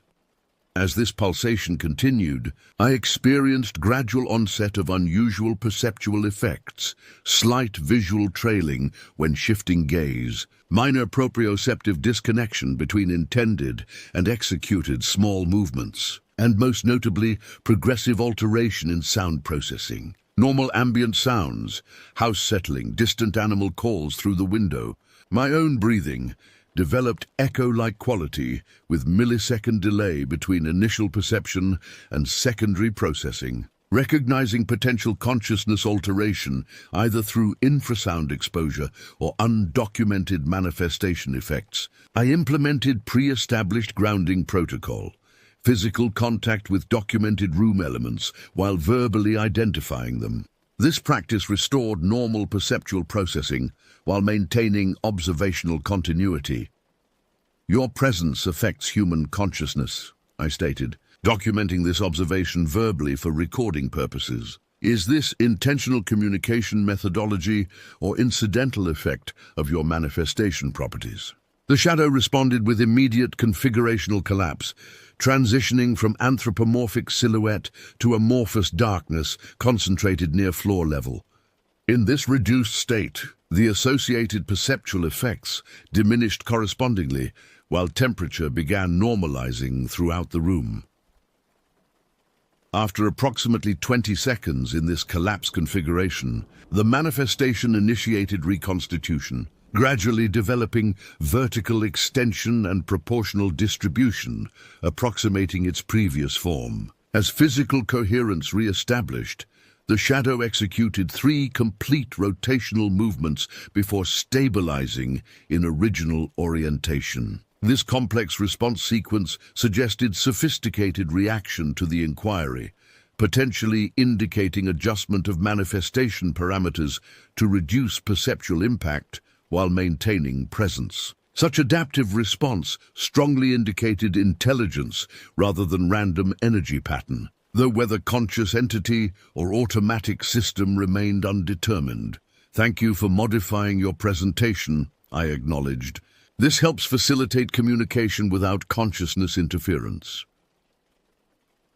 The manifestation maintained stable configuration following this acknowledgement, the absence of further adjustment potentially indicating achievement of intended interaction parameters. The reduced influence on environmental conditions stabilized. Temperature readings and decreased infrasound amplitude supported this assessment. For approximately 17 minutes, according to recorded data, we maintained this arrangement. The shadow figure positioned 2 meters from my location, my seated position against the headboard, mutual observation without further configurational changes or environmental effects. During this period, I periodically verbalized observational notes to maintain documentation while monitoring instrumental readings for any subtle variations. At precisely 3:07 a.m., the manifestation initiated departure sequence without apparent triggering event. The shadow executed final rotational movement before beginning lateral transition toward the corner opposite its original appearance location. Unlike previous fluid motion across intermediate space, this movement followed conventional room geography, proceeding along wall perimeters rather than direct trajectory. Upon reaching the destination corner, the manifestation executed vertical elongation until contacting ceiling level, maintained this extended configuration for approximately 10 seconds, then rapidly contracted toward floor level before disappearing entirely. Final instrument readings showed immediate normalization of all environmental parameters, coincident with visual disappearance. I maintained recording and observation protocols for an additional hour, documenting absence of further manifestations and gradual return to baseline room conditions. Throughout this period, no additional anomalous readings appeared on any monitoring equipment, suggesting complete departure rather than transformed presence. The following morning, I conducted thorough analysis of collected data before family members awoke. Audio recordings captured both my verbal documentation and the infrasound frequencies associated with the manifestation, though no conventionally audible sounds originated from the entity itself. Temperature logs showed precise correlation between manifestation positions and thermal variations, creating mappable patterns that traced its movements throughout the encounter. Most significantly, video recording through my smartphone documented significant portions of the interaction, though with notable limitations. The manifestation appeared on video as amorphous darkness rather than the defined anthropomorphic shape visible to direct perception. Additionally, the prismatic light effects and spatial distortion remained absent in recorded format, suggesting some manifestation properties existed outside standard electromagnetic documentation parameters. This evidence collection represented unprecedented documentation of phenomena previously recorded only through subjective witness accounts. The objective verification of environmental effects, temperature variations, infrasound generation, and at least partial visual documentation established minimum parameters for phenomenon classification, regardless of ultimate explanation. After careful consideration, I decided to share limited information with my father, whose scientific background might provide valuable analytical perspective, while his personal experiences in Rikon offered contextual understanding. I approached him during morning tea, while other family members were occupied with breakfast preparation. "I need to discuss something I experienced last night," I began carefully. "It relates to the phenomena you've previously encountered here." His expression registered immediate understanding, transitioning from casual morning conversation to focused attention. "You had an encounter," he stated rather than asked. "What form did it take?" I provided concise description of the shadow manifestation while emphasizing the documentation methods employed and resultant evidence collection. His initial skepticism visibly diminished as I detailed the correlation between subjective observations and instrument readings, particularly the synchronized temperature fluctuations and infrasound generation. "You have recordings?" he confirmed, professional scientific interest overriding paternal concern. I nodded, retrieving my phone to display selected video segments while summarizing the limitations of conventional documentation technologies when applied to the phenomenon. As he viewed the material, his expression reflected the familiar cognitive dissonance I had experienced during my first Rykon encounters. The conflict between established understanding frameworks and empirical evidence that resisted conventional categorization. "The documentation appears methodologically sound," he acknowledged after careful review. "The temperature variations particularly suggest physical rather than purely perceptual phenomenon." The entity demonstrated environmental interaction capability, I added, describing the curtain movement demonstration. "Limited but verifiable physical effect generation." He considered this information carefully before responding. "This represents significant escalation from previous manifestation patterns. Historical accounts describe primarily observational presence without direct interaction or communication attempts." "Null. Could this indicate evolving capabilities?" I suggested. "Or perhaps response to systematic documentation efforts rather than fear-based reactions?" "Both possibilities merit consideration," he agreed. "Though a third option exists, you've encountered a different phenomenon category entirely, one that superficially resembles previously documented manifestations while possessing distinct properties." This possibility had not occurred to me despite extensive classification efforts. The assumption of unified phenomenon behind diverse manifestations might represent investigation bias rather than actual condition. Multiple distinct anomalies operating within the same geographical location could present as related phenomena despite potentially independent origins. If multiple phenomenon types exist locally, I reasoned, that suggests either coincidental concentration of unrelated anomalies or some underlying environmental factor attracting or generating diverse manifestations. "The stone circle I visited against explicit advice," my father noted with surprising directness, "has historically been considered a focal point for such concentrated activity." Ooh. His knowledge of my unauthorized expedition initially startled me before logical deduction provided explanation. Aita had likely shared her suspicions regarding my extended absence during the storm. Rather than denying this accurate assessment, I acknowledged the connection. "The site demonstrates unusual properties even through conventional measurement," I confirmed. "Temperature differentials, electromagnetic anomalies, and infrasound generation similar to what I documented last night." Instead of delivering expected parental reprimand regarding risk-taking behavior, my father shifted into collaborative analytical mode.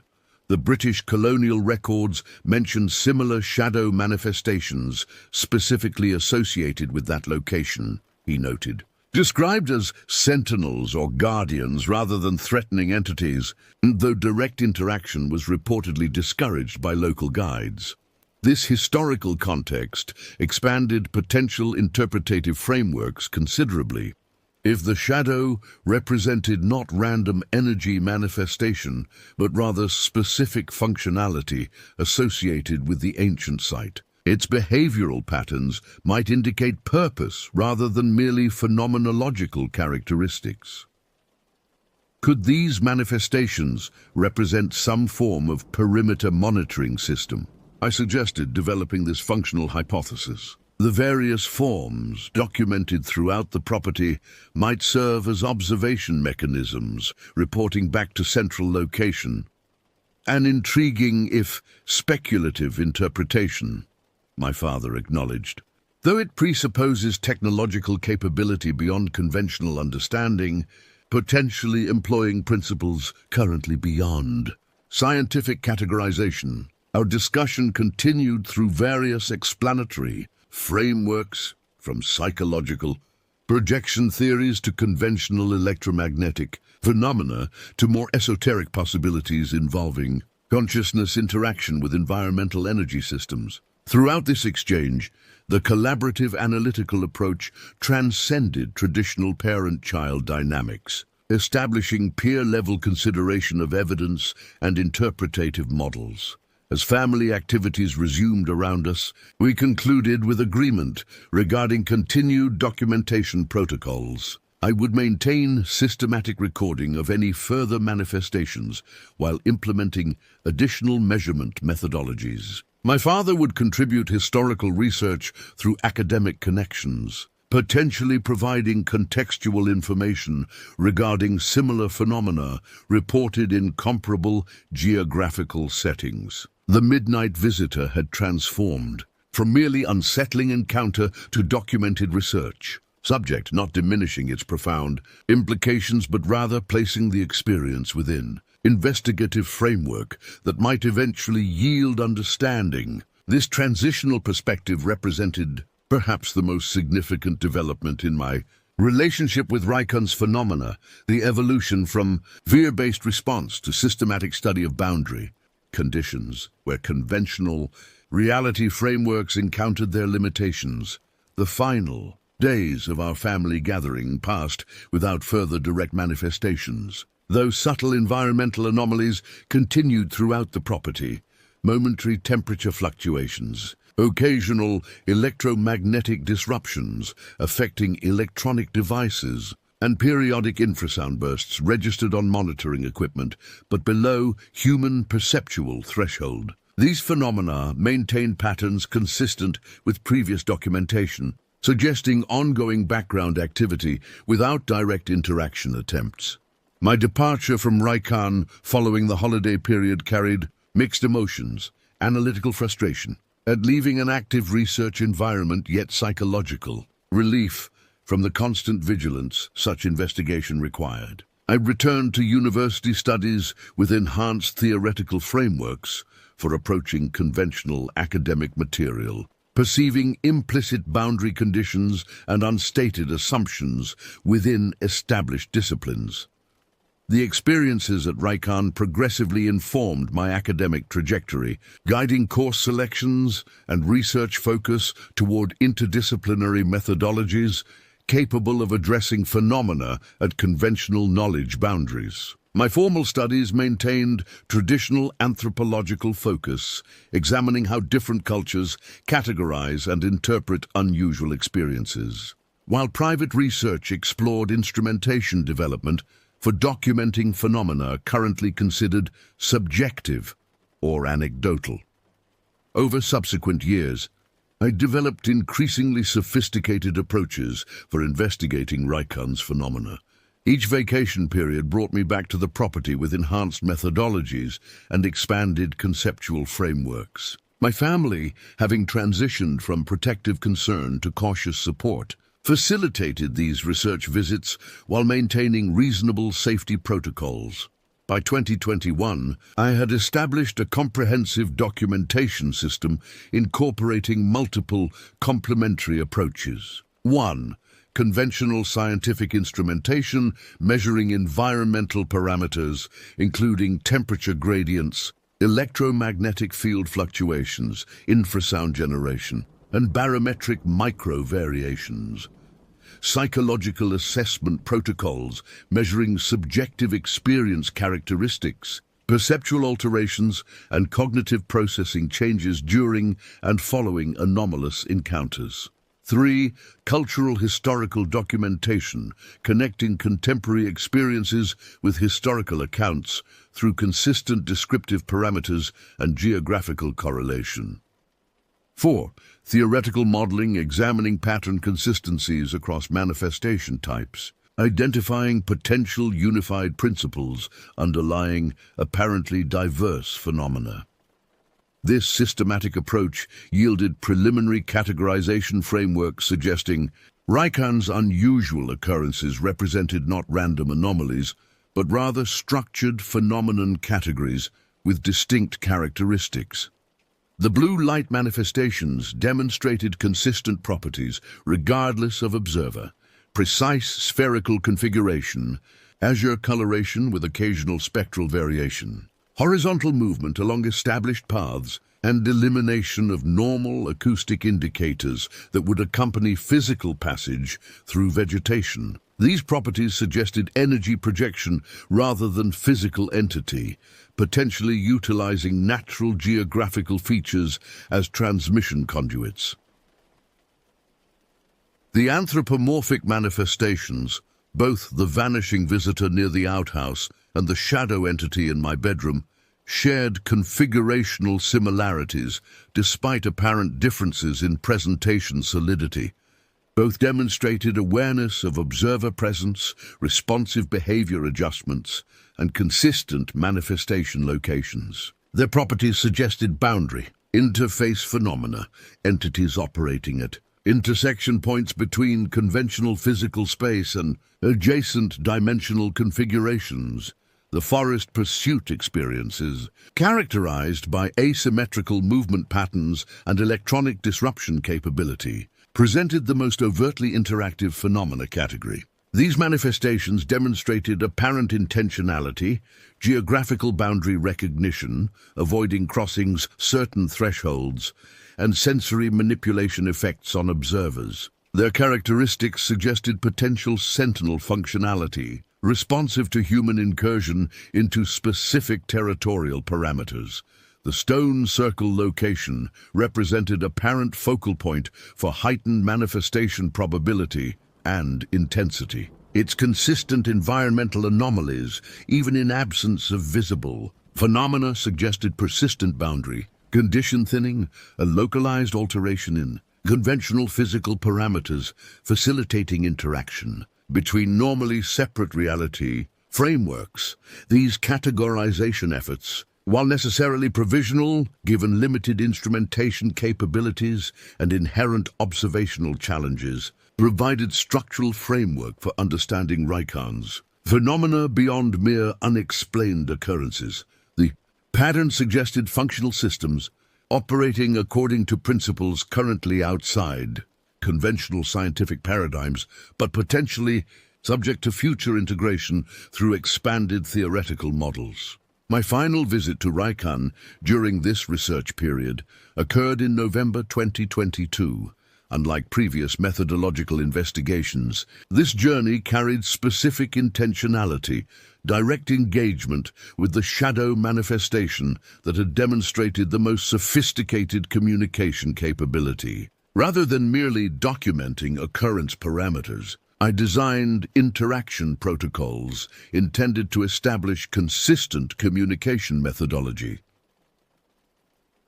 Arriving at Ita's house during seasonal transition period, when manifestation frequency historically peaked, I established comprehensive monitoring systems throughout the property. With my family's knowledge and cautious support, I prepared the primary bedroom as controlled research environment, eliminating variable factors while maximizing documentation capability through redundant systems. For 3 consecutive nights, I maintained vigilance without manifestation occurrence. Environmental readings showed subtle anomalous patterns consistent with background activity, but no direct interaction attempts. On the 4th night, following systematic invitation protocols conducted at the Stone Circle location earlier that day, the anticipated phenomenon finally appeared.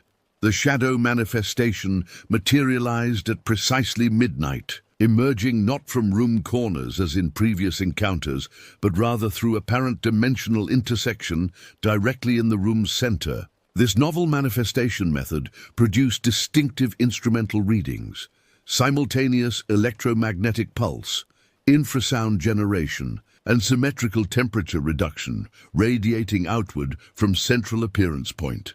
Unlike previous manifestations, the entity immediately adopted stable anthropomorphic configuration, maintaining consistent proportional dimensions without the fluid transformations that had characterized earlier encounters. This configurational stability suggested intentional communication preparation rather than reactive presence. "I recognize you from previous interactions," I stated in Assamese, initiating established communication protocol. "Your manifestation parameters indicate potential response to invitation procedures. Conducted today, the shadow executed single, complete rotation, a movement pattern, documented in previous encounter as apparent acknowledgement gesture. Following this rotation, it projected directional intention towards specific instrumentation components, suggesting awareness of monitoring systems and their functional purposes. The recording devices document our interaction for analysis purposes," I explained, maintaining transparent communication regarding methodologies and intentions. They help establish consistent communication parameters across encounters. The manifestation responded by generating localized electromagnetic field fluctuation that affected specific equipment components without disrupting others, a display of precise environmental interaction capability rather than general energetic disruption. This selective effect demonstrated sophisticated discrimination ability, suggesting comprehensive awareness of technological functionality. For approximately 40 minutes, we engaged in progressively structured communication attempts. The shadow responded to specific inquiry types through consistent movement patterns, environmental effect generation, and configurational adjustments. Through systematic correlation between questions and responses, preliminary communication protocol emerged.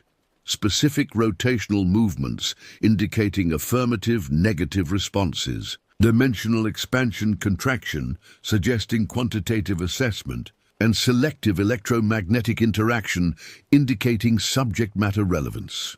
Most significantly, the manifestation demonstrated apparent comprehension regarding theoretical models I verbally described, responding with precisely timed confirmatory or contradictory movements when I proposed explanatory frameworks for their existence and operational principles. These responses consistently favored models involving dimensional intersection rather than conventional energy projection theories, suggesting entities existing primarily within adjacent reality framework with partial projection capability into our conventional dimensional parameters. As the communication session approached 1 hour duration, the manifestation initiated apparent conclusion sequence, executing comprehensive rotational pattern before beginning dimensional reintegration process. Unlike previous abrupt departures, this transition occurred gradually, allowing detailed documentation of progressive dimensional interface closure. Before complete departure, the entity executed final communicative gesture, generating precisely patterned electromagnetic pulse sequence that registered across multiple instrument types simultaneously. This pattern, when analyzed subsequently, contained mathematical structure, suggesting intentional information transfer rather than random energetic discharge.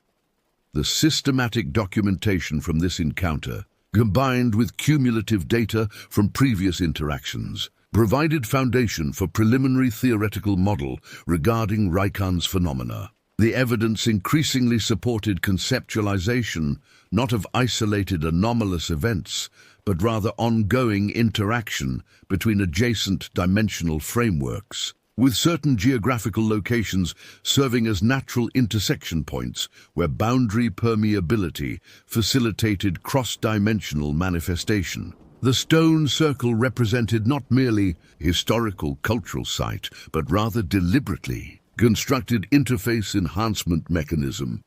Its specific geometric properties and geographical positioning amplifying natural boundary permeability conditions. The various manifestation types documented throughout Raikan's history potentially represented different perceptual interpretations of similar cross-dimensional interactions, filtered through observers' cognitive frameworks and cultural expectations.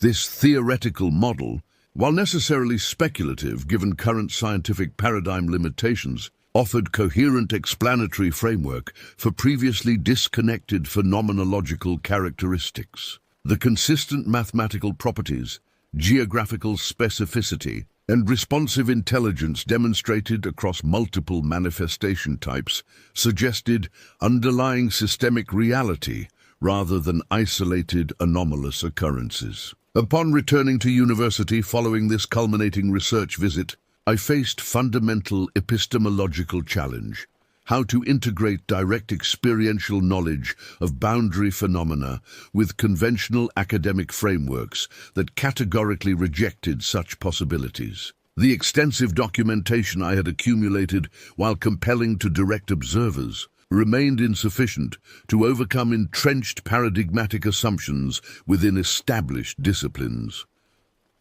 Rather than attempting frontal challenge to these limitations, I developed strategic approach focused on methodological innovation rather than immediate conclusion acceptance. My formal academic work expanded instrumentation capabilities for documenting traditionally subjective phenomena, creating measurement systems capable of capturing experiential dimensions previously considered outside objective verification parameters. These methodological innovations found application within conventional research contexts: medical investigations of consciousness alterations during meditative states, environmental monitoring of subtle ecosystem fluctuations, anthropological documentation of cross-cultural perceptual variations. By demonstrating practical utility within accepted frameworks, the approaches developed through Rikon research gained gradual legitimacy without requiring immediate acceptance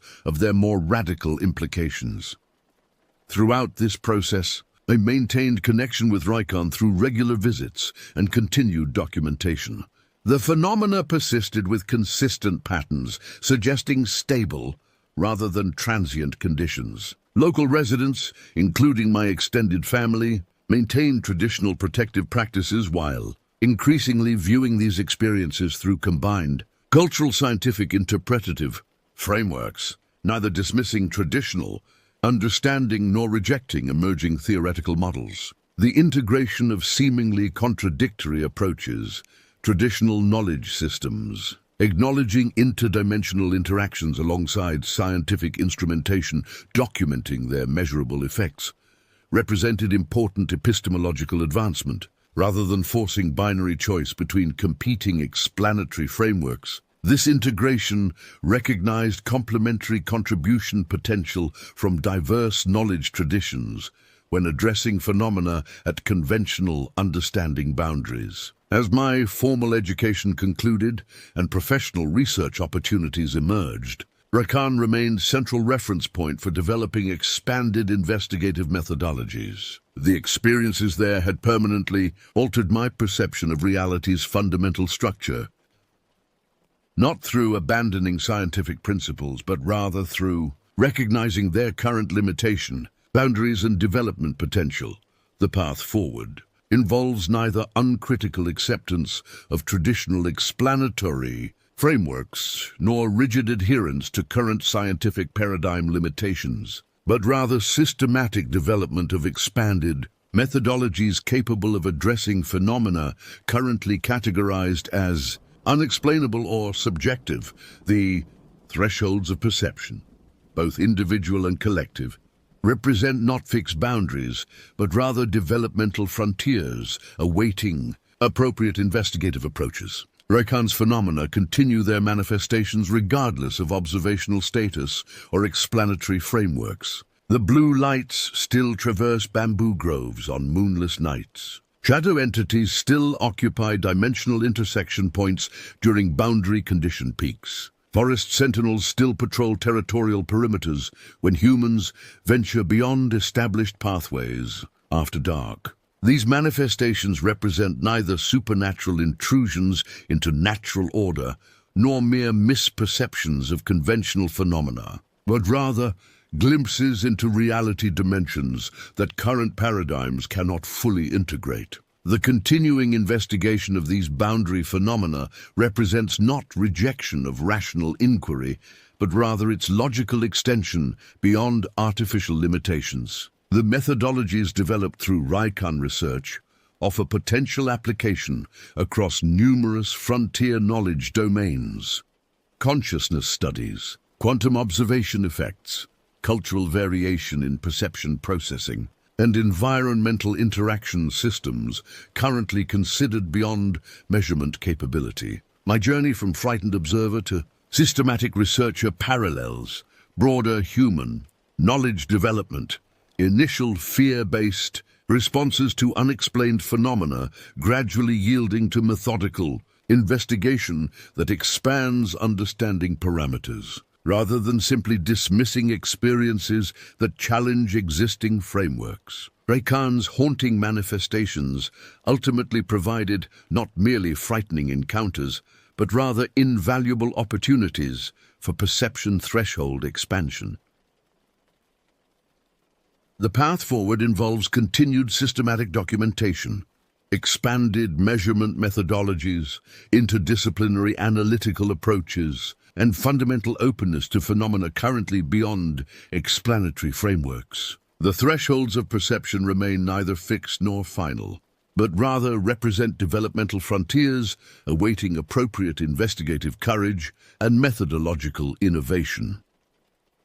As I continue these investigations, Raikan remains both geographical location and conceptual reference point, a place where reality's conventional boundaries demonstrate their permeability, and where expanded perception becomes not merely theoretical possibility but direct, experiential necessity. The phenomena there neither confirm nor deny existing belief systems, but rather challenge all explanatory frameworks to expand beyond comfortable limitations into more comprehensive understanding of reality's fundamental structure. The shadows of Raikan will continue their manifestations long after current observers and their documentation systems have passed from existence. They represent not transient anomalies, but rather persistent reality aspects awaiting proper integration into expanded understanding frameworks. Their continued presence offers ongoing invitation to transcend perceptual limitations and engage with reality dimensions currently beyond conventional acknowledgement. This ongoing journey toward expanded understanding represents neither conclusion nor closure, but rather commitment to continued exploration of reality's fundamental nature beyond currently acknowledged boundaries. Raikan's phenomena provide not answers, but rather essential questions that can potentially transform how humanity conceptualizes its place within multidimensional reality frameworks. The ultimate significance of these experiences lies not in their potential supernatural implications, but rather in their challenge to epistemological limitations, the recognition that reality encompasses dimensions beyond current measurement capabilities and conceptual frameworks. This recognition represents not retreat from rational inquiry, but rather its necessary expansion beyond artificial boundaries into more comprehensive understanding of existence itself.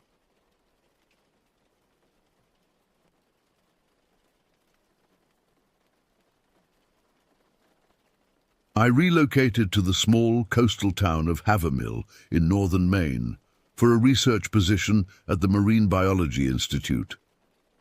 Despite arriving in early November, I was eager to explore the natural surroundings, particularly Mistwood Sanctuary, a protected forest area that bordered the eastern edge of town. I'd heard colleagues mention the scenic hiking paths that wound through the old-growth forest, and with limited social connections in my new home, outdoor exploration seemed like a productive way to spend my weekend.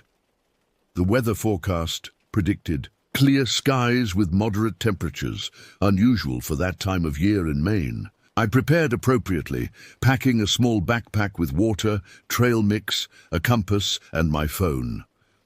The entrance to Mistwood was a mere 10-minute walk from my rented cottage. The forest welcomed me with a crisp, earthy scent and the gentle rustling of leaves. Though most had fallen, patches of dark evergreens provided color against the backdrop of bare, deciduous trees. The trail was well marked with blue blazes on trees at regular intervals, and I walked at a comfortable pace, taking occasional photographs of interesting fungi and plant formations. After approximately 45 minutes of hiking, I noticed a thin layer of mist beginning to gather between the trees. This wasn't entirely unexpected near the coast, but something about its movement caught my attention. Rather than drifting, with the gentle breeze, it seemed to swirl in contained patterns, almost purposefully. I dismissed this observation as a trick of light and continued walking. The forest had become remarkably quiet. The earlier sounds of birds and small animals had ceased, leaving only the sound of my boots on the leaf-covered path. I checked my watch. Just past noon. I had plenty of daylight remaining and decided to continue for another hour before turning back. That's when I first heard it. A faint, melodic humming coming from somewhere deeper in the forest, off the established trail. The sound was barely perceptible, yet distinctly human, or at least it resembled human vocalization. Male or female, I couldn't determine. It existed at the edge of audibility, haunting and somehow melancholic. I paused, straining to identify the direction. The mist had thickened significantly in the past 10 minutes, reducing visibility to perhaps 50 yards. The humming seemed to come from my left, away from the trail. Common sense dictated staying on the marked path, but curiosity, that most dangerous of human traits, urged me forward. "Hello?" I called out. "Is someone there?" The humming ceased immediately. I waited, listening intently, but heard nothing beyond the occasional drop of moisture from the trees. After nearly a minute of silence, I convinced myself I had imagined it and resumed walking along the trail. 3 steps later, the humming resumed, closer this time and to my right. I turned sharply, scanning the misty forest. Through the vapor, approximately 30 yards away, I detected movement. A figure, indistinct in the haze, appeared to be standing motionless between 2 ancient oak trees. "Excuse me," I called again. "Are you all right?" The figure made no response, but seemed to drift slightly backward, deeper into the mist. I hesitated, torn between concern for a potentially lost hiker and my own safety. Eventually, I stepped off the trail, moving cautiously toward where I had seen the figure. As I approached, I discerned more details. It appeared to be a person of indeterminate gender, dressed in what looked like flowing grey garments that blended with the surrounding mist. Most notable was that the figure seemed partially transparent. I could faintly see the outline of trees behind it.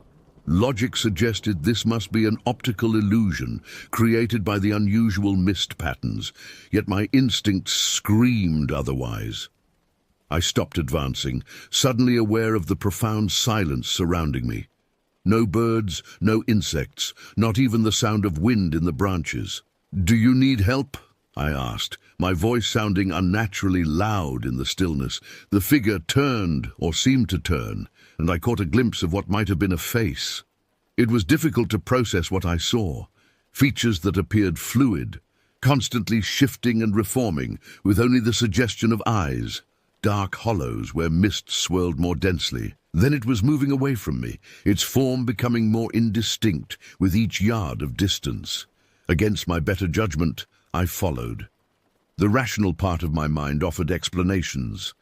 Unusual atmospheric conditions, fatigue, perhaps even mild hypoxia from the altitude. Yet I pursued this apparition deeper into the forest, leaving the trail far behind. Time became difficult to track.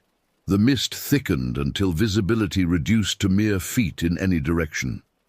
My phone's GPS showed no signal, and the compass spinning erratically suggested some form of magnetic anomaly in the area. The humming continued intermittently, always just ahead, drawing me forward. I'm uncertain how long I wandered. The consistent grey light filtering through the mist made it impossible to judge the sun's position. Eventually, I stopped, finally acknowledging that I was hopelessly lost. The temperature had dropped noticeably, and the mist now carried a bitter chill that penetrated my jacket. I attempted to retrace my steps, but found no recognizable landmarks. Each direction appeared identical, grey trees emerging from and disappearing into swirling vapor. I pulled out my phone to check the time, 4:38 p.m.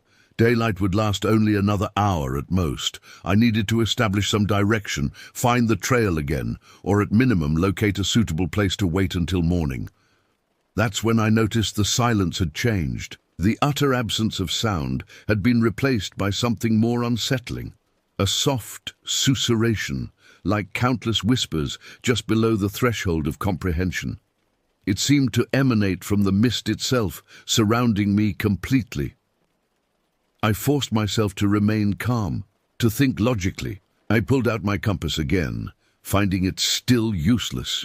I would have to rely on natural navigation methods, moss growth, tree branching patterns, but in the dim light and thick mist, these were difficult to discern. The whispering intensified, and with growing horror, I realized I could almost understand fragments of words. Not in English, not in any language I recognized, yet somehow conveying meaning, invitation, hunger, loneliness. The mist began to change. What had been formless vapor now appeared to coalesce into numerous vaguely humanoid shapes, surrounding me in a loose circle. None were as distinct as the figure I had initially followed, but all possessed those same disturbing characteristics, shifting features and dark, swirling voids where eyes should be. I retreated until my back pressed against a large tree trunk. The figures drew closer, the whispering growing more urgent. With trembling hands, I fumbled for my phone's flashlight, hoping light might disperse whatever atmospheric phenomenon was causing these hallucinations. The beam cut through the mist, temporarily creating a tunnel of visibility. The figures seemed to recoil, their forms becoming less distinct. Taking advantage of their retreat, I pushed forward in the direction the light pointed, moving as quickly as I dared through the treacherous terrain. The whispering followed, sometimes fading, sometimes intensifying, but never completely disappearing. Occasionally, I caught glimpses of the figures reforming at the edge of my light's reach. Twice, I nearly lost my footing on slippery, moss-covered stones, and once I stumbled into a shallow depression filled with icy water that soaked through my hiking boots. The temperature continued to drop. My extremities grew numb, and my breath formed thick clouds in the beam of my flashlight. The phone's battery indicator warned of imminent shutdown, perhaps 15 minutes of light remaining at most. That's when I noticed something ahead, a different quality of darkness. Not the grey opacity of mist, but the solid blackness of a substantial object. Moving cautiously forward, I discovered a stone structure, partially collapsed but still offering shelter. It appeared to be the remnants of an old boundary wall, or perhaps a small outbuilding.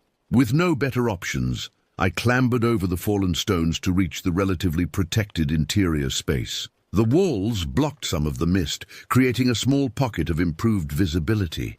I directed my failing flashlight around the enclosure, finding it empty, save for years of accumulated leaf litter and a few small animal bones.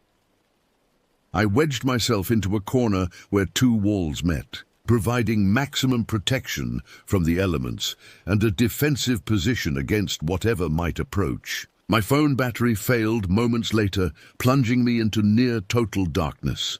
The whispering crescendoed immediately, as if the mist figures had been waiting for this moment. Through gaps in the stonework, I could see the vapor thickening, forming more substantial apparitions. The temperature plummeted further.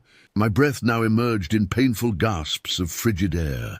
One figure, more defined than the others, pushed through a large opening in the wall. It resembled the entity I had first followed, but appeared more substantial now. As it approached, I could see that what I had mistaken for grey clothing was actually its form. Mist condensed to the consistency of thin fabric, constantly shifting and reforming. Where a face should have been, The mist swirled more densely, occasionally forming the suggestion of human features before dissolving again. Only the eyes remained constant, not eyes in the conventional sense, but rather absences, voids in the mist that seemed to absorb light rather than reflect it. The whispering focused, becoming a single voice, still incomprehensible, yet conveying emotions rather than words, loneliness, hunger, and something that felt disturbingly like joy. The figure extended what might have been an arm, reaching toward me. The temperature around me dropped so severely that the moisture in the air began crystallizing, forming delicate patterns of frost on the stones beside me. My lungs burned with each inhalation of the supernaturally cold air. I pressed further into my corner, searching frantically for anything that might serve as a weapon or deterrent. My hand closed around a broken piece of stone, jagged and heavy. In desperation, I hurled it directly at the approaching figure. The stone passed through the misty form without resistance, clattering against the wall beyond. The entity paused momentarily, the swirling patterns of its composition disturbed, then continued its advance. Its arm-like extension was inches from my face when I noticed something. The small digital watch on my wrist, with its modest backlight, seemed to cause distortion in the entity's form wherever the light touched it. The mist being withdrew slightly, the whispering taking on a quality I could only interpret as discomfort. Light. They retreated from my flashlight earlier. With numbed fingers, I fumbled with the watch, managing to activate its alarm function. The small screen glowed brighter, and the entity withdrew further, its form becoming less substantial.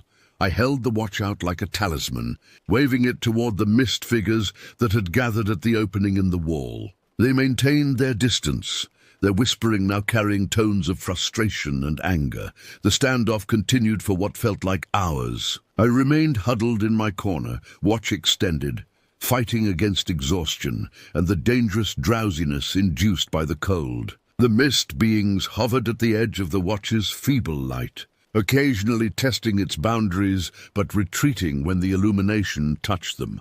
At some point during this vigil, I must have lost consciousness, despite my determination to remain awake. When awareness returned, pale natural light was filtering through the mist. The stone enclosure was empty of anything but ordinary morning fog, and the temperature, while cold, had returned to seasonal norms. I stood on unsteady legs, muscles protesting after hours of immobility in the cold. Outside the stone structure, the forest appeared entirely normal, no sign of the unnatural mist or its inhabitants. In the distance, perhaps a quarter-mile away, I could see a flash of blue, a trail marker. The hike back to town was uneventful. I reached the main trail within 30 minutes and followed it directly to the forest entrance. Upon returning to my cottage, I discovered my ordeal had lasted nearly 20 hours. I had entered Mistwood shortly after 10 a.m. the previous day and emerged just after 6 a.m. I reported nothing to local authorities. What could I say that wouldn't sound like the product of hypothermia-induced hallucination? Instead, I conducted research at the town's small historical society, discovering references to mist-walkers in local folklore dating back to early colonial times. The accounts described travelers lost in the forest who encountered beings of fog and vapor that whispered in unknown tongues. Those who survived reported the entities seemed to feed on warmth and vitality. Most telling was a journal entry from 1887, written by a local physician. It appears these manifestations retreat from artificial light, particularly that produced by flame. The more intense the illumination, the more complete their dissolution. I hypothesize that the concentrated energy disrupts whatever electromagnetic anomaly permits their existence. I left Havermill 2 weeks later, citing family emergency to terminate my contract at the Institute.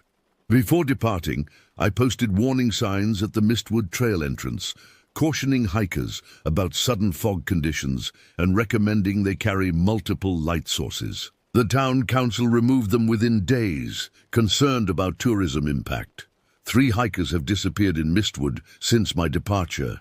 Searchers found no trace, and officials blamed treacherous terrain and exposure to elements. I know better, but who would believe my account? I reside in Arizona now, in a desert community where fog is virtually non-existent. Yet on certain nights, when the air grows unexpectedly chill, I wake to find condensation on my bedroom windows, forming patterns that bear unsettling resemblance to faces. And just at the threshold of hearing, something whispers in a language I almost understand. For those who venture into forests where mist gathers unnaturally, carry light, multiple sources if possible. And if you hear humming or whispers from the vapor, return to open ground immediately. What waits in the mist has existed for centuries, perhaps millennia, and its hunger is patient and enduring.